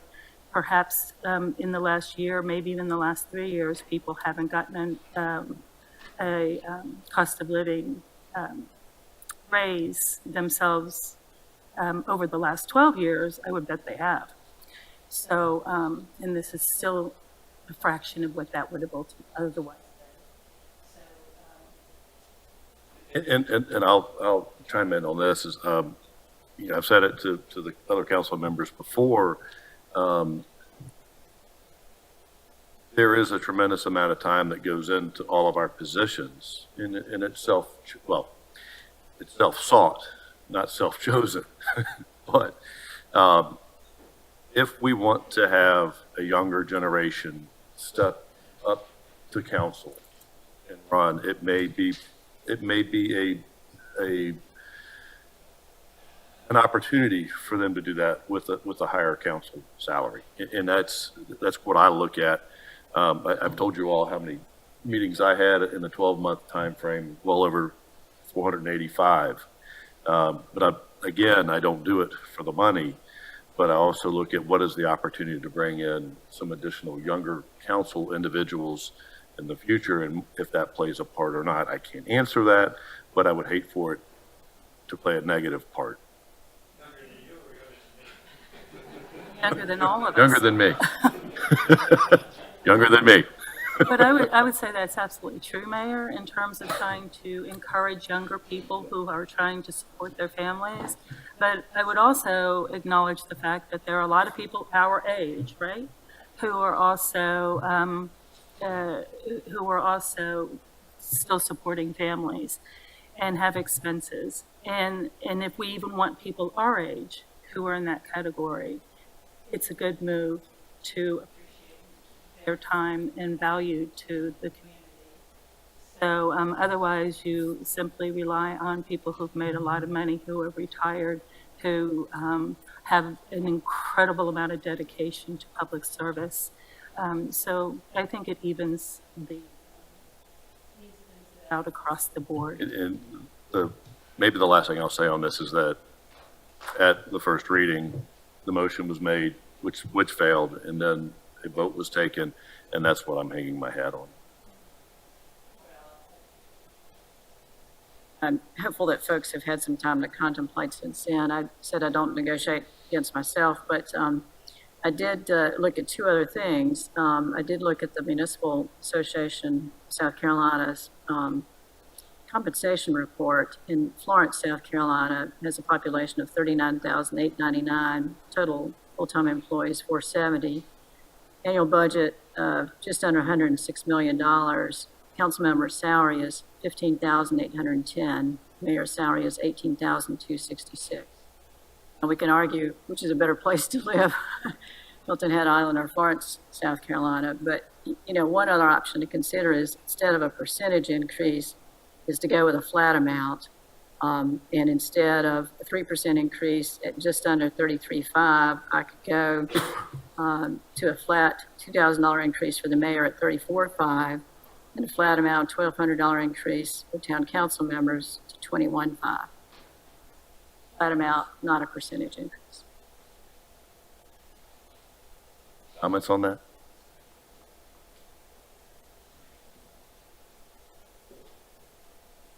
I think that was. Trying to give you a lot of options. Yeah. For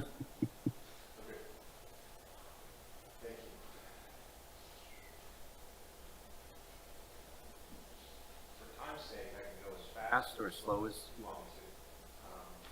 We still have 4 more funds to get through, but once we're through the operating, once we're through the general fund, the others are, for the most part, self-explanatory. This budget, and I'm excited about this budget proposal. We've compressed line items, right? We've reduced, Tom Sunday has come to the table. Tom, how much have you reduced the software cost by just this fiscal year? More than 300,000? 320. We compressed, we eliminated some redundancy, and we pushed. We have increased, right, and I'm going to show that to you in general fund. We increased general fund by 1.8%. We've supported every department up here, so fire rescue, public safety,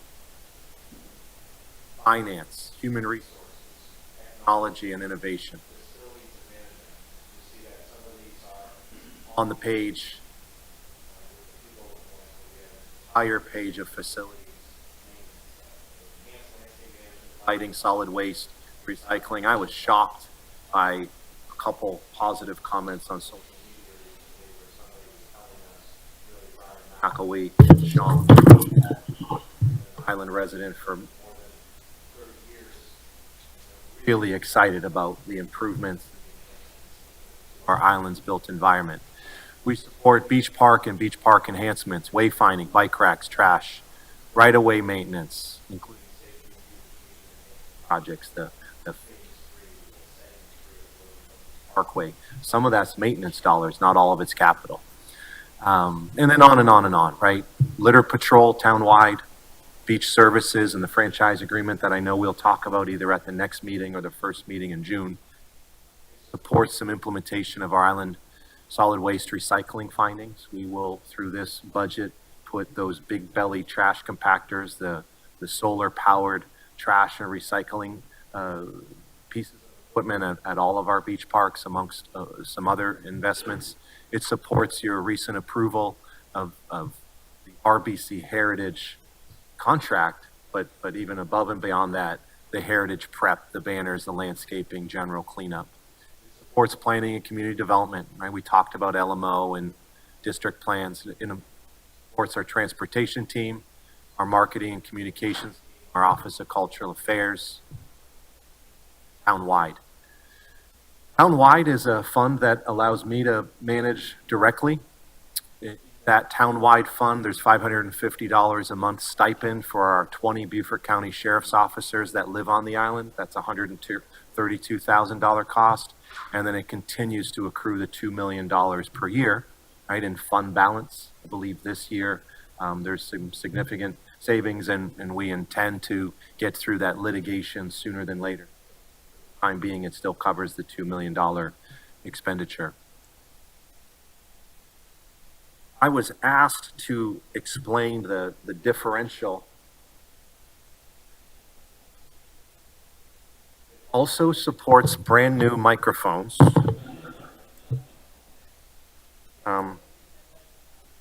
Thanks, Tom. But I was asked to explain the difference in the general fund increase for salary, benefits, and operating. So in a grand scheme, it's approximately $1 million extra for the 4% performance base, more than $500,000 for medical premiums, as well as dental, basic, life, planned promotions in fire rescue. We talked a little bit about the class and comp, the change of grade, the change in rate of pay in your position. There's some planned adjustment there.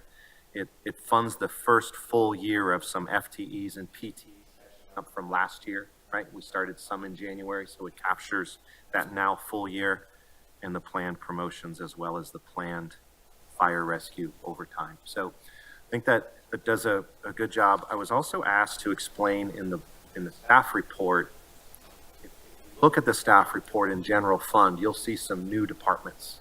And so with that, and I can dive in as far as you want me to, but HR changed from 691,000 to 862,000. That's not more people in HR. That was simply moving some townwide training from townwide to HR so Lisa can manage that. Adjustment of where our dollars are. Community engagement, it went from 0 to 340 simply because Angie and the community engagement team are now no longer showing in town manager accounts that I manage through where Angie is on those salaries, benefits, and operating expenses. Marketing and communications changed from 446 to 893. All of that was some of that was previously in the town manager budget, some in legal admin, and I would say every year I've been able to understand the difference between what I need from an org chart and an HR perspective to how finance has been capturing and reporting the accounts. And so a lot of that change is in here. The real change is the 1.5% overage in general fund. And I explained the salary, benefits, and operating. Public service went from 0 to $4,226,000 because I wanted to pull out the landscape maintenance contracts, the litter, pest, janitorial, and not have them all just embedded in one finance department where I have to go look for it. That helps me manage the funds better because it's not just grouped in and it's some unknowns moving forward. And on and on. Public services ditto. Workforce housing went from 0 to $200,000 because of our chief housing officer's salary and benefits and operating accounts. Townwide increased about $800,000 in the staff report. But again, if you add it all up, it's a 1.8% increase. But townwide, we put in there Shore Beach Services from public safety. So we pulled that out from public safety. Public safety decreased and townwide increased simply because I want to manage that account a lot differently than with Josh and not have it in the public safety department fund. And townwide community events ditto. I wanted to have some full disclosure from my own knowledge, the community's knowledge, your knowledge, where FY24 showed 0. We still spent dollars. It was in general fund operating. It was clear Here it was in line items, but I grouped it now in townwide community events so that we can track Christmas holiday lights, Hilton Head Island jams, Celebration Park tree lighting, the holiday kickoff, the menorah, and Angie has a few other things. Asked for some additional dollars for National Night Out, for Earth Day, and some pound for pound, it changed 1.8%, but you will see some fluctuation in the $100,000 ranges up and down in those accounts.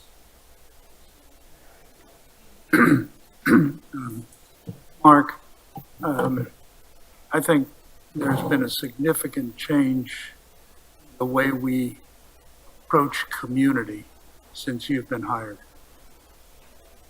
I applaud you for that. The extent to which it has changed does beg a question, almost a policy decision that council perhaps should have been asked, is this the direction we support? I do personally 100%, but it is a significant change from where we were 4 years ago.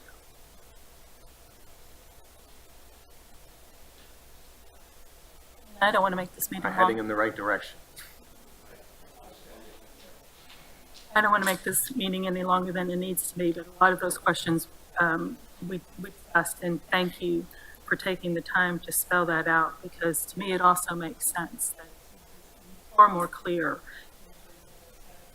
Thank you for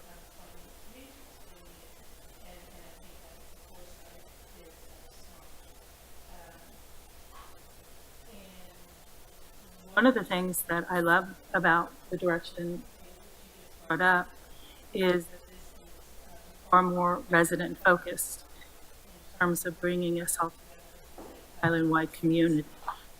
I think that's a good decision for all of us who call Hilton Head home, not focused solely on tourists.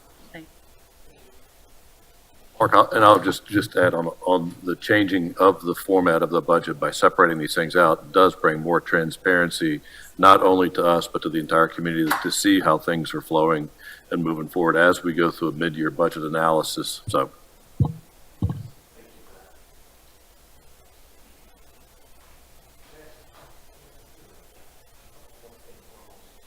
Almost downhill. Affiliated agencies have recommended $2.55 million for affiliated agencies. FY24 proposed revised differential in FY25 are all agencies with the exception of Habitat and CCDC who have not applied at this time. But you see that Island Rec, our budget, full disclosure or for clarity, $1.1 million, Coastal Discovery, 107, and I'm just rounding down a little bit and some change. Mitchellville Executive Director, 105,000. USCB Event Management, our Island Ambassador Program, 235,000. LRTA Palmetto Breeze, 253.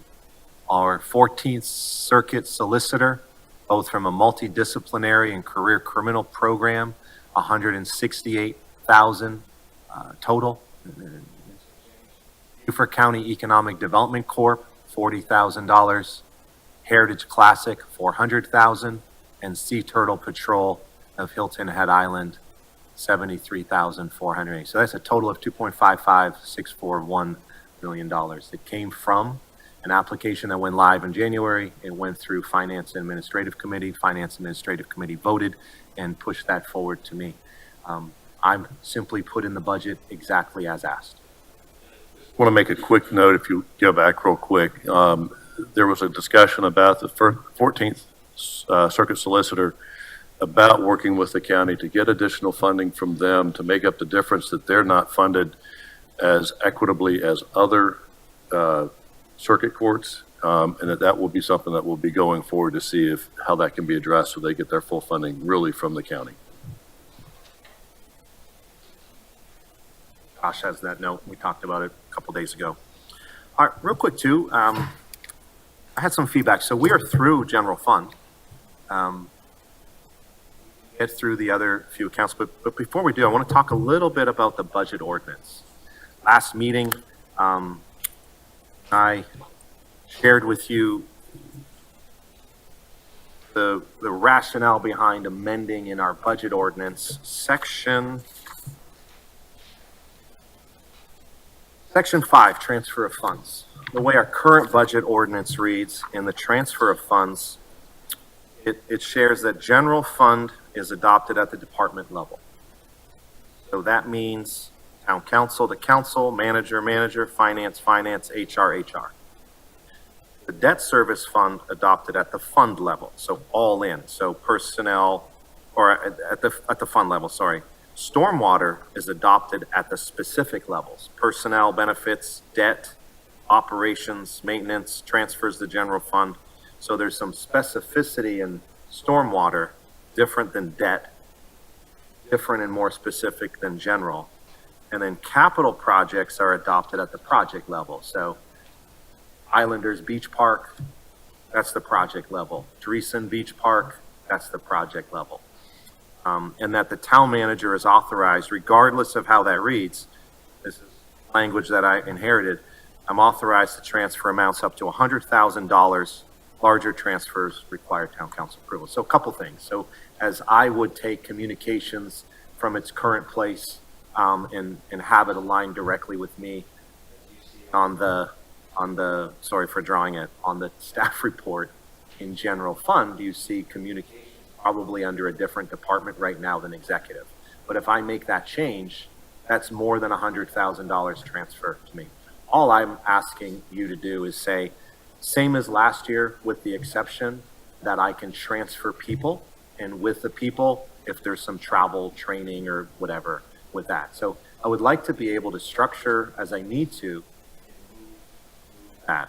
I would also ask that everything else remain as is with that specificity, with one exception, that capital projects are funded or allowed to transfer at the program level.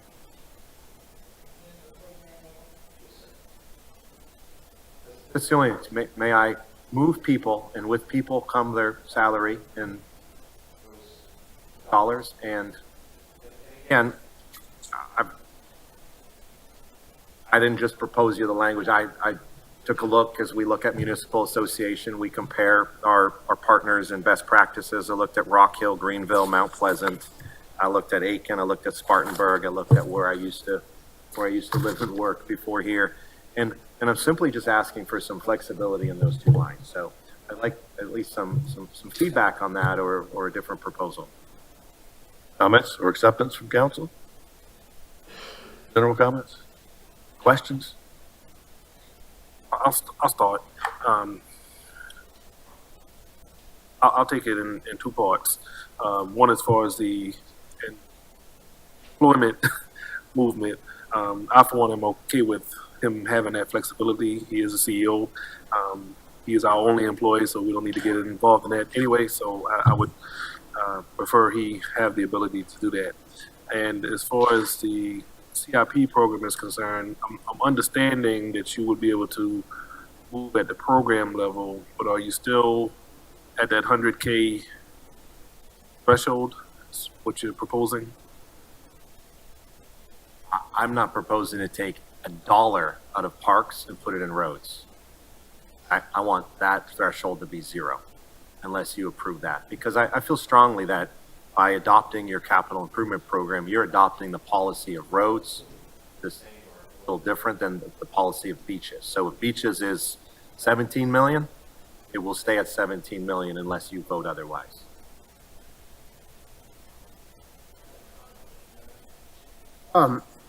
Mark, this came up because in the staff memo, it says that the town manager is authorized to transfer any sum. And so what we're doing is we're correcting that back to the current level at $100,000, provided that personnel matters can be freely transferred. Correct? Plus CIP is at the fund level, not the project level. I have no objection to that. Bryson? I'm trying to make sure I understand on the capital. No question about the personnel and employment matter. I'm fine with that. Echo what Mr. Brown said about that.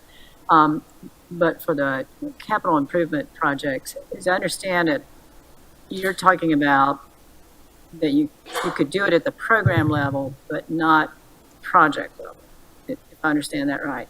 And the program level, so there are different programs, the programs you mentioned, roadway versus parks. So at the program level, you could do it within the parks program. So for instance, if Park A over here is bid above the estimated amount, above the budgeted amount, and even above contingency, which would be included within that amount. So if it's a $10 million project and it's 1 million over, you can rob, excuse me, I shouldn't say that. You can move, I didn't mean to say that, I really didn't. You can, gosh, Freud must be in my head, I don't know. Anyhow, you can move $1 million from Park B into Park A. Okay, now that bothers me. That bothers me to do it at that level. And I don't know how you fix that other than you go down a little bit deeper than that as far as description. And the only other way is to say up to a certain percentage. Most contingencies are in 10 to 15%, so maybe another 10% with a cap on it. So you could do up to 10%. You could transfer, at least right verb that time, transfer 10%, but no greater than whatever number is appropriate. It seems like it needs to be a little bit deeper than that for the authority, just because of the amount of those projects.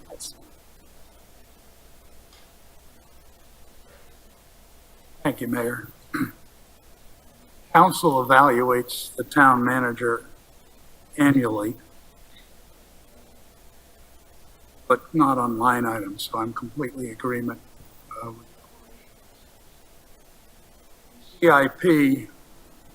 I think what we're trying to avoid is operational backlog or problems in scheduling and so on.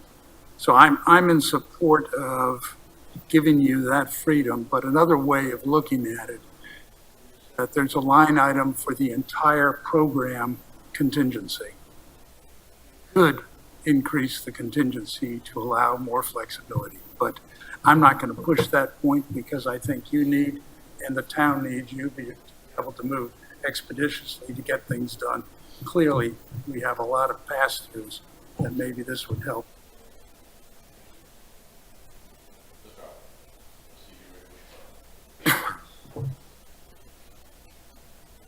I think the changes that the manager proposes are fine. Looking to hear from each of us, I am fine with the changes that have been proposed the way they are here. Going back to Mrs. Bryson's comment, if a project was to come in exponentially over, wouldn't it have to come back to council because it has exceeded what was allocated? Depends, right? It's not an easy answer. If something comes in over 400 and something comes in under 300, I can get them both done. That's what I think if you could go to that explanation are you, I almost used your word for a second, taking from one project, which would create a deficiency to complete that project to finish another project? Absolutely, right. And I pride myself, and I believe I'm here with you and in this community because of my ability to communicate any issues that are coming up with you. So what I would do is obviously and absolutely bring any of those issues to F&A and really to town council through a budget amendment, right? So all of this, no matter what would happen, we would report it out in our monthly reports, quarterly reports to F&A. We would report that. We'll also work with town council if Islanders Beach Park comes in $500,000 over. I'm not going to lead or rob or borrow from a different account and pretend I can get it all done. I'm going to bring you the problem that either we have to change our expectations and value engineer and get rid of the treehouse and use concrete instead of pavers. Right? That's my job to figure out. But if I can't, I have to bring you the problem with the solution. Right, okay, and that's where I was getting with that, so I'm in support of that of your recommendation as well. All right. Josh, did you get all of that? All right, stormwater. Stormwater fund is for, obviously, the stormwater-related expenditures, including staff operations, inventory, modeling, those routine maintenance, as well as the capital projects. In past years, we have transferred from stormwater, revenue from stormwater straight into the capital improvement program, so that our CIP, as we list it, is all-inclusive. Majority of our revenues are from stormwater utility fees. This year, 29% from prior year funds, some investment income, and some plan review fees. Stormwater budget proposed is $7.5 million. See, it's made up majority of $5 million of stormwater utility fees. Our rate is the highest in the region. By far, we are accomplishing more pound for pound, rate for rate, dollar for dollar in that. I mentioned to you in the past, soon after budget adoption, definitely by end of year, I would like to have and have Jeff Netzinger at the table to have a deep dive into our stormwater utility program. It's fascinating, but I think we can do more, and we need. On over all of these highlights, I won't dive into them today unless you'd like me to. Routine maintenance, transparency and project development through those workshops. We do have a lean operating budget, and operations covers salary and benefits for 7 stormwater staff members. Go ahead, sir. Go ahead. I visited with them last Friday, and it was a rainy day. Sean and I were in the conference room talking. And it was like the most excited I've ever seen people in my life, excited that it was raining. Because they make sunshine, or they make hay when the sun shines. Isn't that what the word is? They figure out the problems when it's raining, and I'm proud of them. They are a committed and very talented group. If I could, it's just a thought that popped in my brain. While we don't control all of the drainage on the island, Correct. We're talking about that which we do, and I think it'll be important for futures to make it clear as to what we don't control and how we have to work with DOT and the county and everybody else for that. So that's a future. Yeah, I think at the workshop, I see Sean taking a note. We're going to show what we control and what we don't control, because that's even a question of mine. And it's a question from all of you. Hey, what about this drainage basin? It's behind the gate. This is outside the gate. That needs to be assessed and improved if we can. As soon as you approve the second and final reading of budget.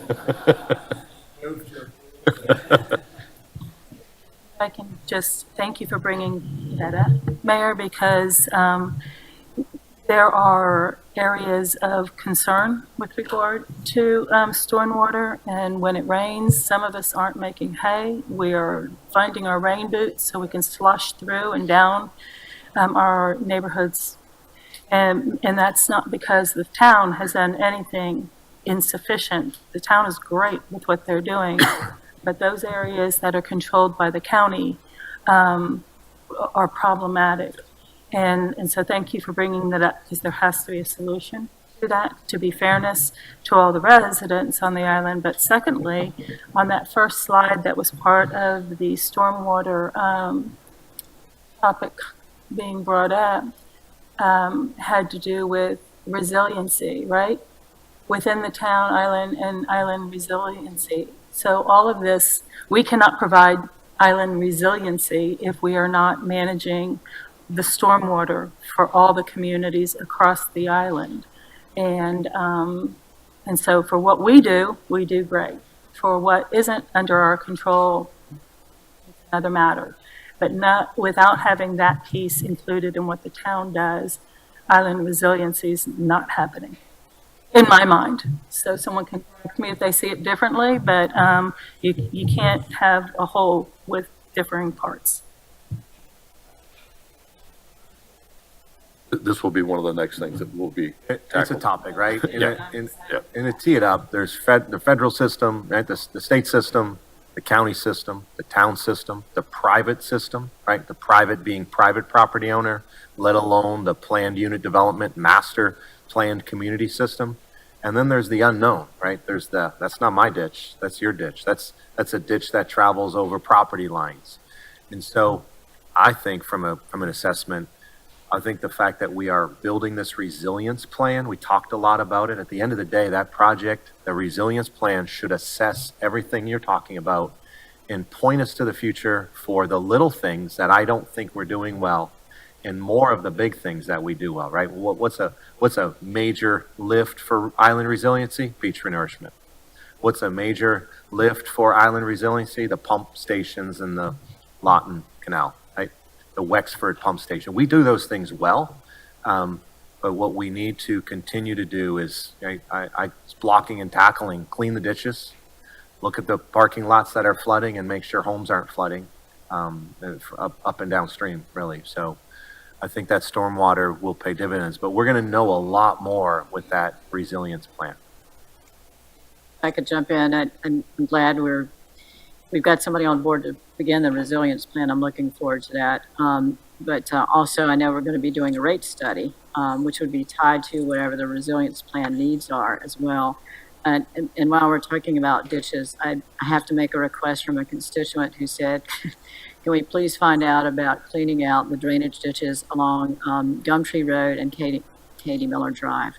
So someone could just make a note about that. I don't know who owns those. I don't know who's responsible for them, but I said I would make that request either today or Right. at our Thursday. Well, for clarity, Sean is taking that note. He's the assistant town manager that has oversight of our engineering and public works area, and stormwater falls within that. And I would echo the fact that I've seen a lot cleaner drainage ditches in the last several years. So thanks to the town staff, the current town staff, I'll say, for doing that.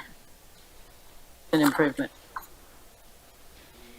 Salaries and benefits at 842,000, an increase of 11.5%, right? So just the operating of salaries and benefits is going up. It's a little lower when you look at general fund, but it averaged out. Operating down 10,000, but still close to 200,000. Monitoring 194, inventory modeling and analysis close to 700,000. POA systems corrective maintenance, right? Those maintenance and capital projects, 1.1 million. Public system maintenance, 320. Routine maintenance, 101.2 million and change. Pump station maintenance, close to 400. And then principal, interest, and fees, 1.2 million. Transfers out to general fund for operating in the planning department and other areas that are stormwater supported, or that support stormwater, and then a $1.1 million transfer out to CIP. Question I see, there's no entry under stormwater special obligation bond. Is that because it's under the debt service fund now? Thank you.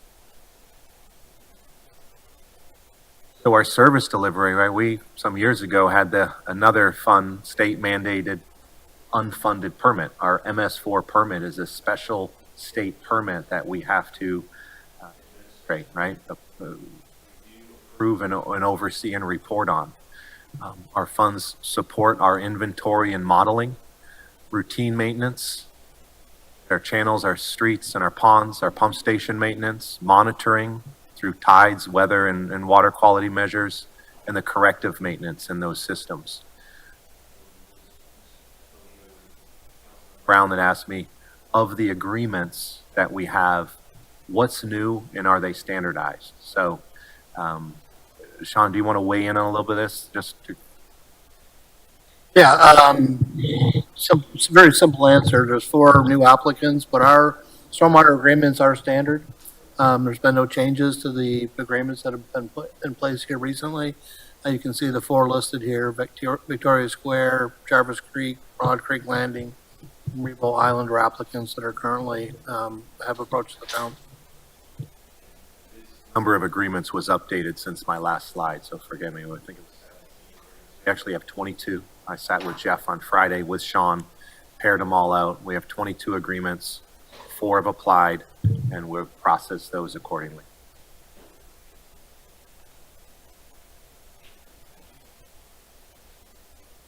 Corrective and routine maintenance, out of that total budget, $2.7 million for corrective and routine maintenance in these areas identified, $320,000 Orleans, Deallian, Northridge, North Forest, and Tanglewood.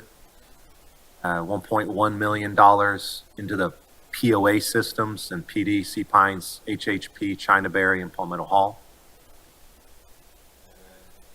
In addition to the public system maintenance, or the routine, corrective and routine maintenance, additional routine maintenance on pond management, street sweeping, right? We weekly street sweep streets, a lot of the public roads and parking lots. I saw a clump of pine straw today, my favorite, laying on a sewer inlet, and the entire road was flooding because a clump of pine straw was laying on the sewer. My family car and move it away. But I've seen homes flood over that. That street sweeping helps with that. 3 roads, right? Close to 35 miles of roads, 4 bridges, and all of our parking lots, especially our beach area parking lots. Channel maintenance, 52 sites twice a year, and then additional sites or additional services. We'll have 53 sites or 54 sites after you add Ms. Bryson's.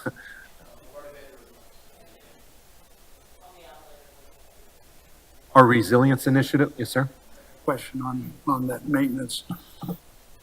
Were to price gross aggregate value of the stormwater system. Over that, but the maintenance costs we have, there would be a percentage that I think over time we ought to be tracking. That's a big one for stormwater. I don't like going backwards. Brianna's sitting here watching the screen saying, "Why are you going backwards? You're confusing me, Mark." Hello, Adriana. But to your point, we're spending our dollars on a $7.5 million account, right? Which we're using some past year dollars, right? We're using prior year funds, $2.1 million. And you'll see here the maintenance, while it's 1.2, 390, in the public system 320, and 1.1 for a barrier island. We are only maintaining our island at that level of cost with only 7 people. Or, right, I could triple that, but I always don't have the people getting out there, right, in their boots and in the woods and with that inspection mindset. That rate's important. I don't want to just increase the rate to increase it. I want to know and give you some confidence of what we're going to actually accomplish if that rate changes. And I hate to ask you to go back. Yes, please. I'm so sorry. I didn't want to, nope, you can come forward this way towards, forward. Going? That's there. That's the one I want. So in 25 POA system maintenance, and I see 5 listed there. As long as we're making requests that have been made of us in this setting, I'm curious, it's my understanding that Indigo Run has something that they've been trying to get attended to now for a couple of years. And I don't see it on the list. And I'm not sure if this isn't the place to answer me. I appreciate that, but if I can figure out how we get Indigo Run's issues solved, I'd like to do Look into that. it and provide a response to you with copied all of council within Okay. tomorrow. by the end of the week is wonderful. Thank you. Oh, yeah. No, they've done that. Our resilience plan I mentioned, we first started off saying we need a SWOT analysis of our island resilience, and that parlayed itself into a real plan that's policy and project-based. Capital projects, seven projects, they're listed: Gumtree Road, Jarvis Creek Outfall, Moonshell Road, Ditch, Wexford, Debris System, Main Street Drainage, Palmetto Hall Outfall, and Howell Tract Access Control. I invite any of you who'd like to attend and travel and tour with Brian McElwee some of these projects, some of these systems. And I always said, I didn't realize Brian's in the room, Jeff's in the room. We have two of the very best in the business on our staff. I encourage you to go out and see the work they're doing through pump stations and some of these. Our debt service fund is for our long-term debt, primarily funded through beach preservation and interest income, property tax, real estate transfer fees, TIF, and hospitality fees for debt that has been pledged some years ago for various GO bonds, stormwater, land acquisition, TIF district, and whatnot. The list is a long laundry list. Our debt revenues are $16.7 million. Differential year over year is 17.3, almost 17.4 million last year, 16.7 this year. So a percent change of 4%. We are using, at a $14,000 of investment income, $338,000 of investment income this year. 75% of those revenues are paying the principal, 75%. At $12.6 million of principal, 2.4 in interest, and the anticipated debt for future TIF is pledged here, $1.6 million. A TIF is a process, right? There needs to be a redevelopment plan attached to it. The town has Hilton Head Island amongst others, but Hilton Head Island current TIF that's on that map right there, right? The 1, 2, 3, 4 colors are various initiative areas, but all of those colors make up one TIF. Celebration Park, USCB, a bunch of other projects, in excess of $100 million of capital projects and investment through that TIF. So potentially looking at Mid-Island TIF and potentially looking at the Stony area TIF, I simply put some dollars in here for us to look at it. As I look at that, it's the reason I mentioned to Mr. operating budget and how all of that balances out. $102 million of debt has been paid down and reduced since 2018. That's through 2024, and we will pay down an additional $12.6 million this fiscal year. Our debt service millage reduced from 5.9 to 5.5 in 24 for the reassessment. Millage proposed remains the same and flat at 5.5 here. Bonds issued after Hurricane Matthew have been paid fully. The town, great financial position. I kicked our discussion off earlier today saying the same thing. Our stormwater bonds are paid through stormwater funds, so we're not taking all of those other funds or revenues and paying stormwater. That's solely through and for stormwater. And I mentioned, you see here that a lot of our TIF is starting to expire, 25, 25, 5, and 26 for various GO special obligation bonds and SWU debt. Digest the chart for a second, but we have decreased debt in each of our last 6 years. Gullah Geechee Historic Neighborhood Community Development Corporation is, of course, our newer nonprofit. Mr. Boxley's at the table. The sources of revenue here are state and county grants, and the budget proposed was prepared by the board of directors placed by town council, and Boxley, our executive director. So thanks, Thomas, for being here. Most of the revenues come from that prior year grant, right? So we received a grant for $5 million to start up, and $343,185 from Beaufort County. Those $5 million have been unspent. They remain in the budget, and Oxley's salary and operating has been ARPA fund down to 216 this year, and an investment income revenue of 125. So grants and incentives and loans are, or I shouldn't really say loans, it's just grants, 44%. Expenditures, well, let me get into that, because here, this is new.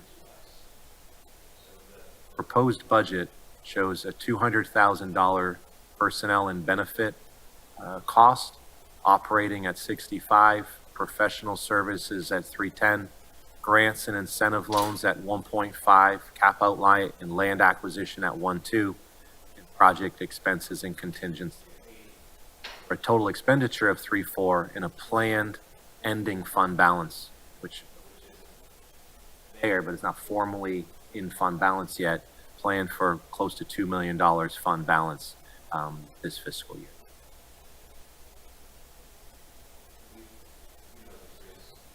Started in 2023. Thomas found us. We found him in November of 23.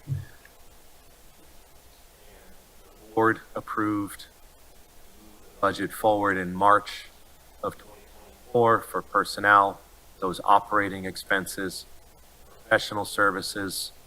They have, as a board, a program that they're intending to launch as a small business development program, and as well as a business attraction, retention, and investment program. And to provide some of that $5 million for loans for neighborhood and community development initiatives, I think at a neighborhood scale and a property scale, right? Capital outlay potentially for either land or infrastructure. And then various miscellaneous project expenses, legal support, property owners impacted by William Hilton Parkway expansion. Very robust program, a budget that's been well thought out and put together. From a programming standpoint, I talked to Thomas yesterday and said, this is great. I'm nervous for when it all gets started, because we're really aligning with the Planning and Community Development Department with the Historic Neighborhood Planner. Zendaya, our Assistant Town Clerk, supports Thomas, and I think our work through the CDC is just really getting started. Am I missing anything you want to add, sir? No, that's a very, very accurate description, and thank you.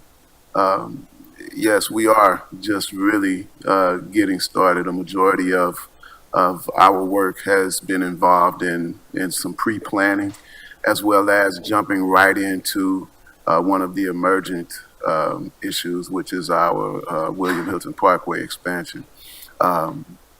We are excited about also providing, as that project begins to come to a head, come to a close, et cetera, that we'll be able to support some of the residents and property owners in the Stony community with, should they need support in legal services as right-of-way acquisition comes to the table, as well as looking at how we can help support business growth and development and property owners in the corridor. So those are some of our major initiatives for the next calendar year.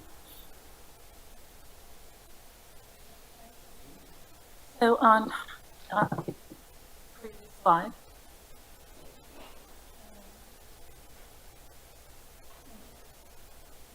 Anyway, maybe it wasn't on there. Nope, not that one. But in any case, that one. Whoops. Sorry. It doesn't matter. I can describe it to. I'm sorry. Yes, sir, that one. Adriana. Next to the bottom.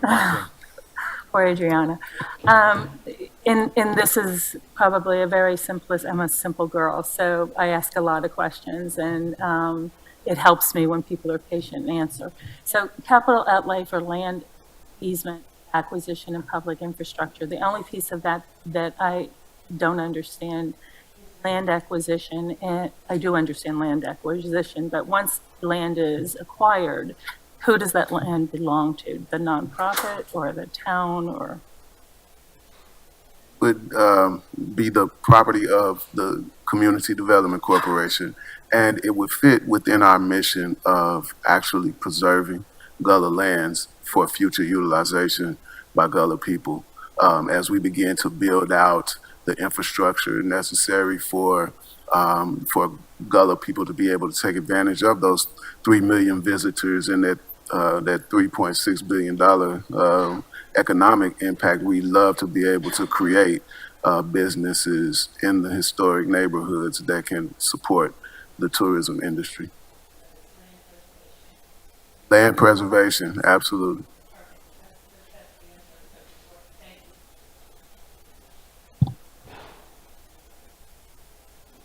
I think there may be two interpretations of what preservation means.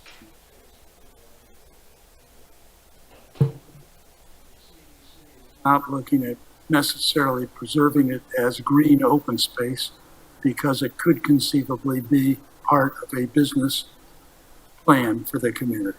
Absolutely, absolutely. And as, you know, additional parcels become available in the historic neighborhoods, we would love to be able to acquire those parcels with the intent of resale, redistribution to Native Islanders, to Gullah people, you know, as it becomes available or as they become ready to be property owners. So we'd love to be able to set those programs in motion in this upcoming fiscal year. And as Mr. Orlando mentioned, you know, maybe at some point in the future, the consideration of the TIF district that would help to support the long-term sustainability of such a program would be wonderful from our perspective.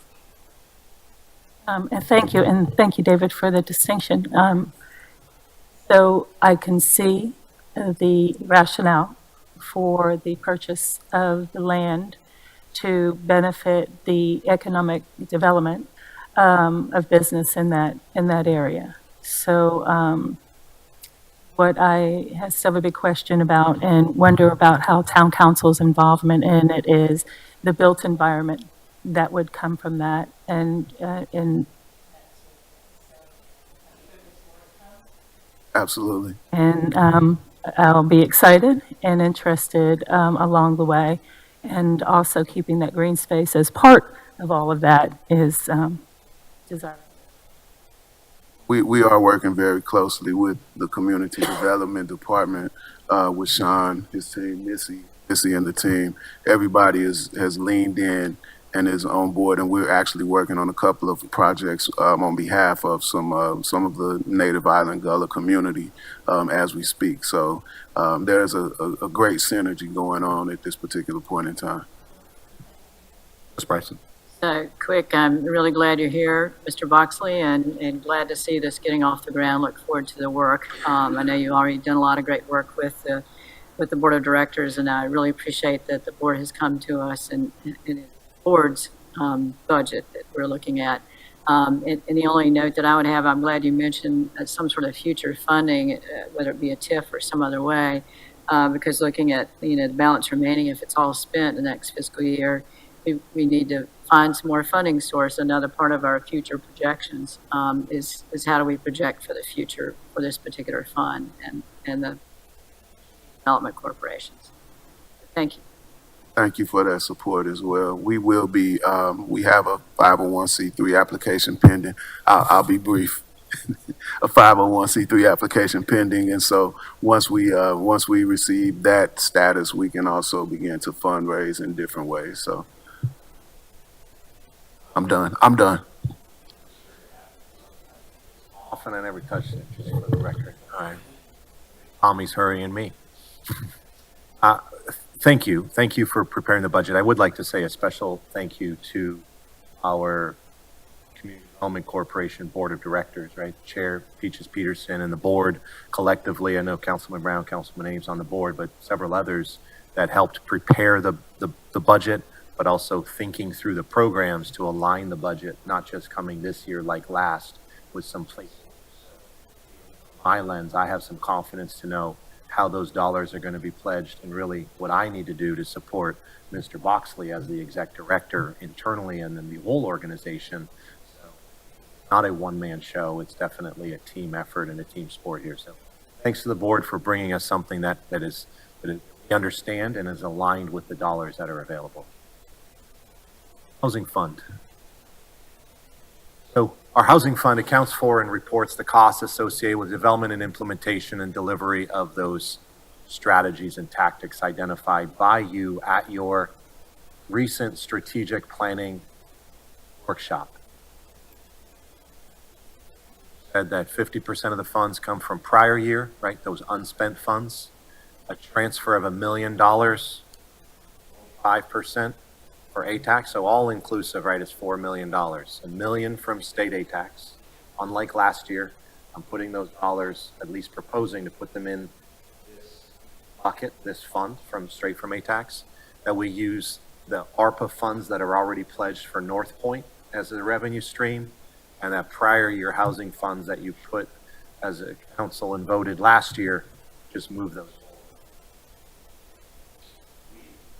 Have not spent all our dollars this year, nor did I believe we could, but I think the exercise last year was to establish a housing fund. We transferred last year $2 million from general fund, $1 million from ARPA, right? The ARPA is the American Rescue Plan, the federal stimulus dollars, COVID stimulus. We had $5.2 million. We pledged it everywhere, from home repair to lateral sewer, to plus to Community Foundation of Low Country, but we also kept $1 million for our North Point partnership. Transfer from capital projects. So last year there was an account or in a fund of 3.35 approved. This year I'm proposing a budget increase of $4 million, or total budget of $4 million. Transfer from state ATAX, those are new dollars.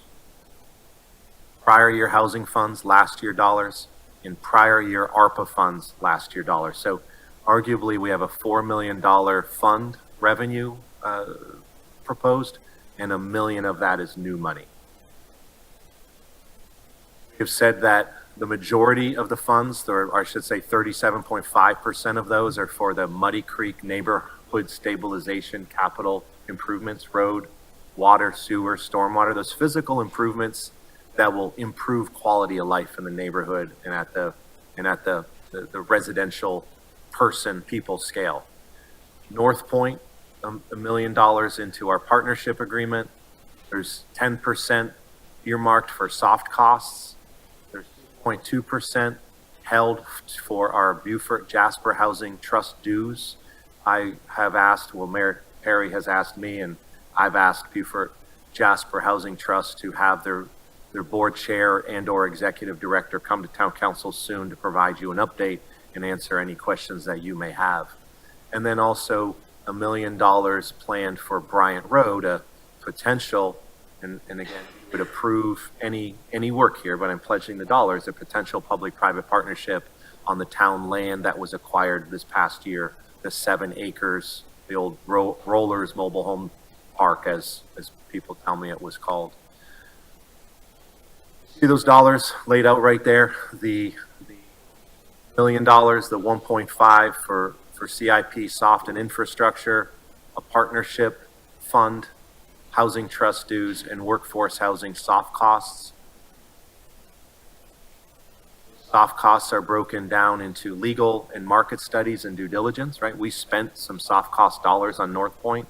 We have to do a fair housing study. We spent dollars on legal work and dollars on assessment and architecture and whatnot. We have some funding in there for some housing consulting, used sparingly if we need some help. Have a chief housing officer. I expect the consulting to go way down and the Quincy to be ready to mobilize, and he is doing a fabulous job for us. We also have some print media and videos. I will share that to anticipate your agreement on North Point in the future. I think that begs a little more than just a press release and a Facebook post, that a video be put together to fully explain the project to our community and potentially future resident and region, country. a lot of people will be watching this project. Development of a housing data and metrics dashboard. Most of that work will be done in-house. A little bit of that work needs to be found through some data analysis, and then support partnership Beaufort Housing Trust. So the total budget, wrapping it back up, $166,936,866 proposed budget. And again, to Mr. Ames' point, the increase of 19.9 year over year, additional this year, 16.5 of that is plugged into our beach renourishment line item account in our CIP budget. Here at the workshop, if I don't stop talking, we can start Thursday's workshop. I'm happy to answer. So with that said, before we go to public appearance by citizens, any final comments from council? Start with Right. Bryson. One quick question on the revenue side. The hospitality fee, 2023, it was a little over 3.2 million. This year, 5.1, and next year, almost 6.3. You know why there was a dip in 2023? Do we know why there was a dip in the hospitality fee in 2023 and now back up? Our projection coming out of COVID was a reduced projection, but our actuals Okay. were more. This year is $1 million more than last. For this reason, the $1 million from fund balance for hospitality tax to backfill potential revenue for our parking program. So a COVID hangover, if you will, as opposed to, I didn't know whether there was some other aberration going on. Thank you. Brad? Thank you, Mr. Mayor, and thank you to Mr. Orlando for another fine job of presenting and working through council to make sure that our priorities are aligning with our finances.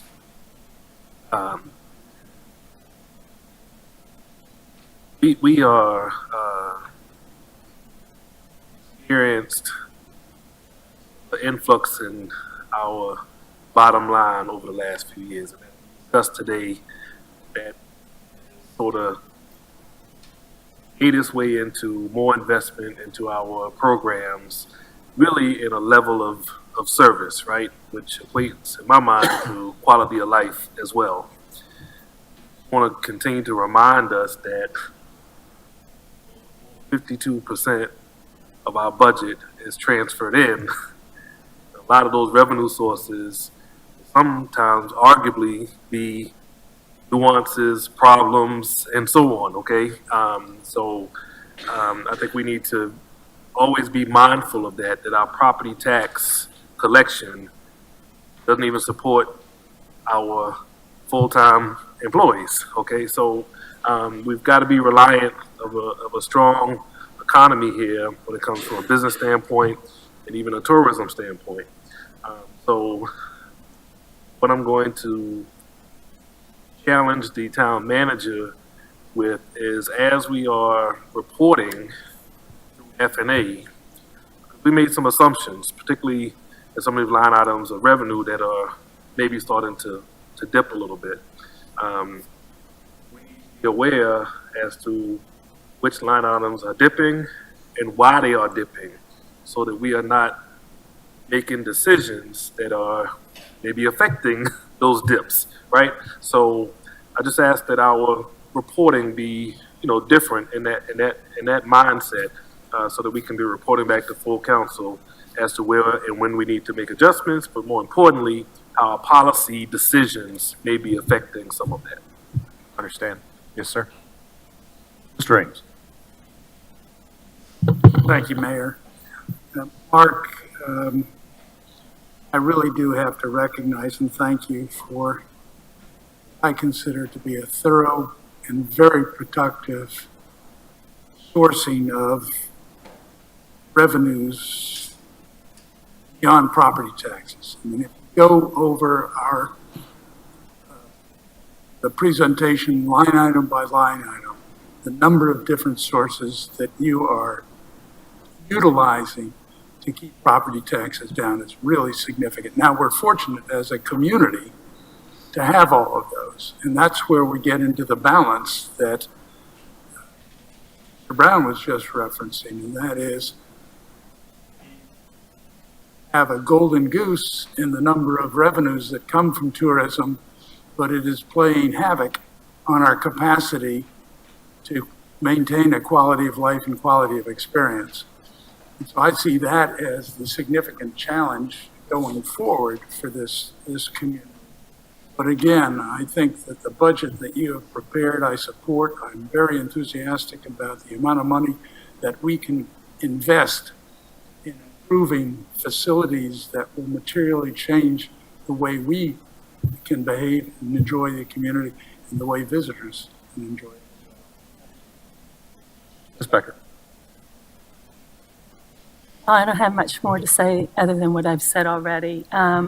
And to the conversation that's been started as it's come around to me, I'll just go back and reiterate how pleased I am that when looking at the needs of the community and the town management staff, et cetera, that you have a watchful eye and that we're not spending more than we take in, and that we're cognizant of the fact that it fluctuates, and that COVID was a bit of a spike, and maybe we've enjoyed that and been able to do a few extra things, but normalcy always comes back to us. And so I trust you, and I appreciate the many conversations that we have when I have all of my questions, simple questions, some that you help me through.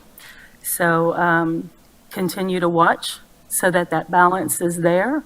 We can only afford what we can afford, and I appreciate you. My pleasure. Thank you. Mr. Alfred. First, I want to say I appreciate how much effort you and Mr. Harriman and others have put into putting this huge document together. It's amazingly complex. Both seem to be very much on top of it. I am particularly pleased with the amount of transparency with which you deal with the council.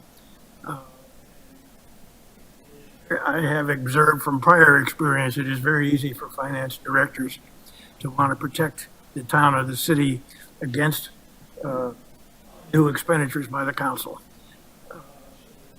They create funds where the money is kept and the council doesn't know about it. So it's very nice to have the confidence that this is not that situation, that things are very straightforward. I call that old school. Doesn't happen here. And another easy things that finance directors can do is get to a point where you want to expend X level of dollars, don't have the revenues against it, you just increase the estimated revenues. Having observed those over the years, it's another reason I'm very comfortable with what we have here with our finance department and our town manager in being forward and confiding in us as to what's real. Mr. Stanford. I think this is the 6th episode of the town budget that I've experienced. This is by far the best. Each year they've gotten better. You give us a thorough explanation. I have no idea how you keep it all in your mind at the same time, but you do, and you're able to answer the questions straight away with numbers, and that is really builds a lot of confidence in the staff and me in terms of what your leadership is providing to us. I do have a comment. I don't think we mentioned disaster fund. It's very important for us to keep the disaster fund at a level where we are predicting where we could experience a storm damage. We don't need that today, but if we could get a report on that and how that has increased and appreciated over the years since Matthew, that'd be very useful. Great job, Bob. Thank you. So I just reiterate what everybody has said. Unbelievable job by everyone that brought their budgets forth for presentation. But now is the challenge of execution especially when we go over the CIP in a couple of days and getting that moving forward. But it also is the challenge of understanding where our revenues are going to go. And, we've recently had a conversation about what if. So for the community to understand that those conversations have already started. If revenues do start dropping, how is that going to affect the budget? And so we're looking at that, and most likely we are going to see a drop in revenues from the hospitality and accommodations tax side. So with that being said, just know that those conversations do need to come through FNA on a regular basis so that we're well aware as to where the trends are heading, and what do we might need to address or do because of that. So going forward, while there's unbelievable budget, great things are coming. We're finally taking care of projects in fiscal year 25 that have been on the books for a long time, have been discussed for a long time, finally going to come to fruition. That'll be great, but we also have to look beyond that and make certain that that's a focus. So with that said, we'll open it up to, or you want to have any closing comments? You've said a lot. Thank you to every single staff member sitting in this room. I'm done talking, I know that. But thank you to all of you, Mayor, Council. It's my pleasure to work on a budget at this level. I had a great partner in Jeff this year. Jeff stood in. I truly can say now, I don't think Jeff knew what he was signing up for. But Jeff rose to the occasion. We do have a finance director, a great finance director, and a great leader that will soon join us in early June. So stay tuned. I think that we'll have a better year next year about the budget. So thank you. Okay, so public, by citizens, can we have folks signed up? Okay, do we have anybody that would like to make some comments today? Seeing none, we're quickly adjourned. I'll give it a second.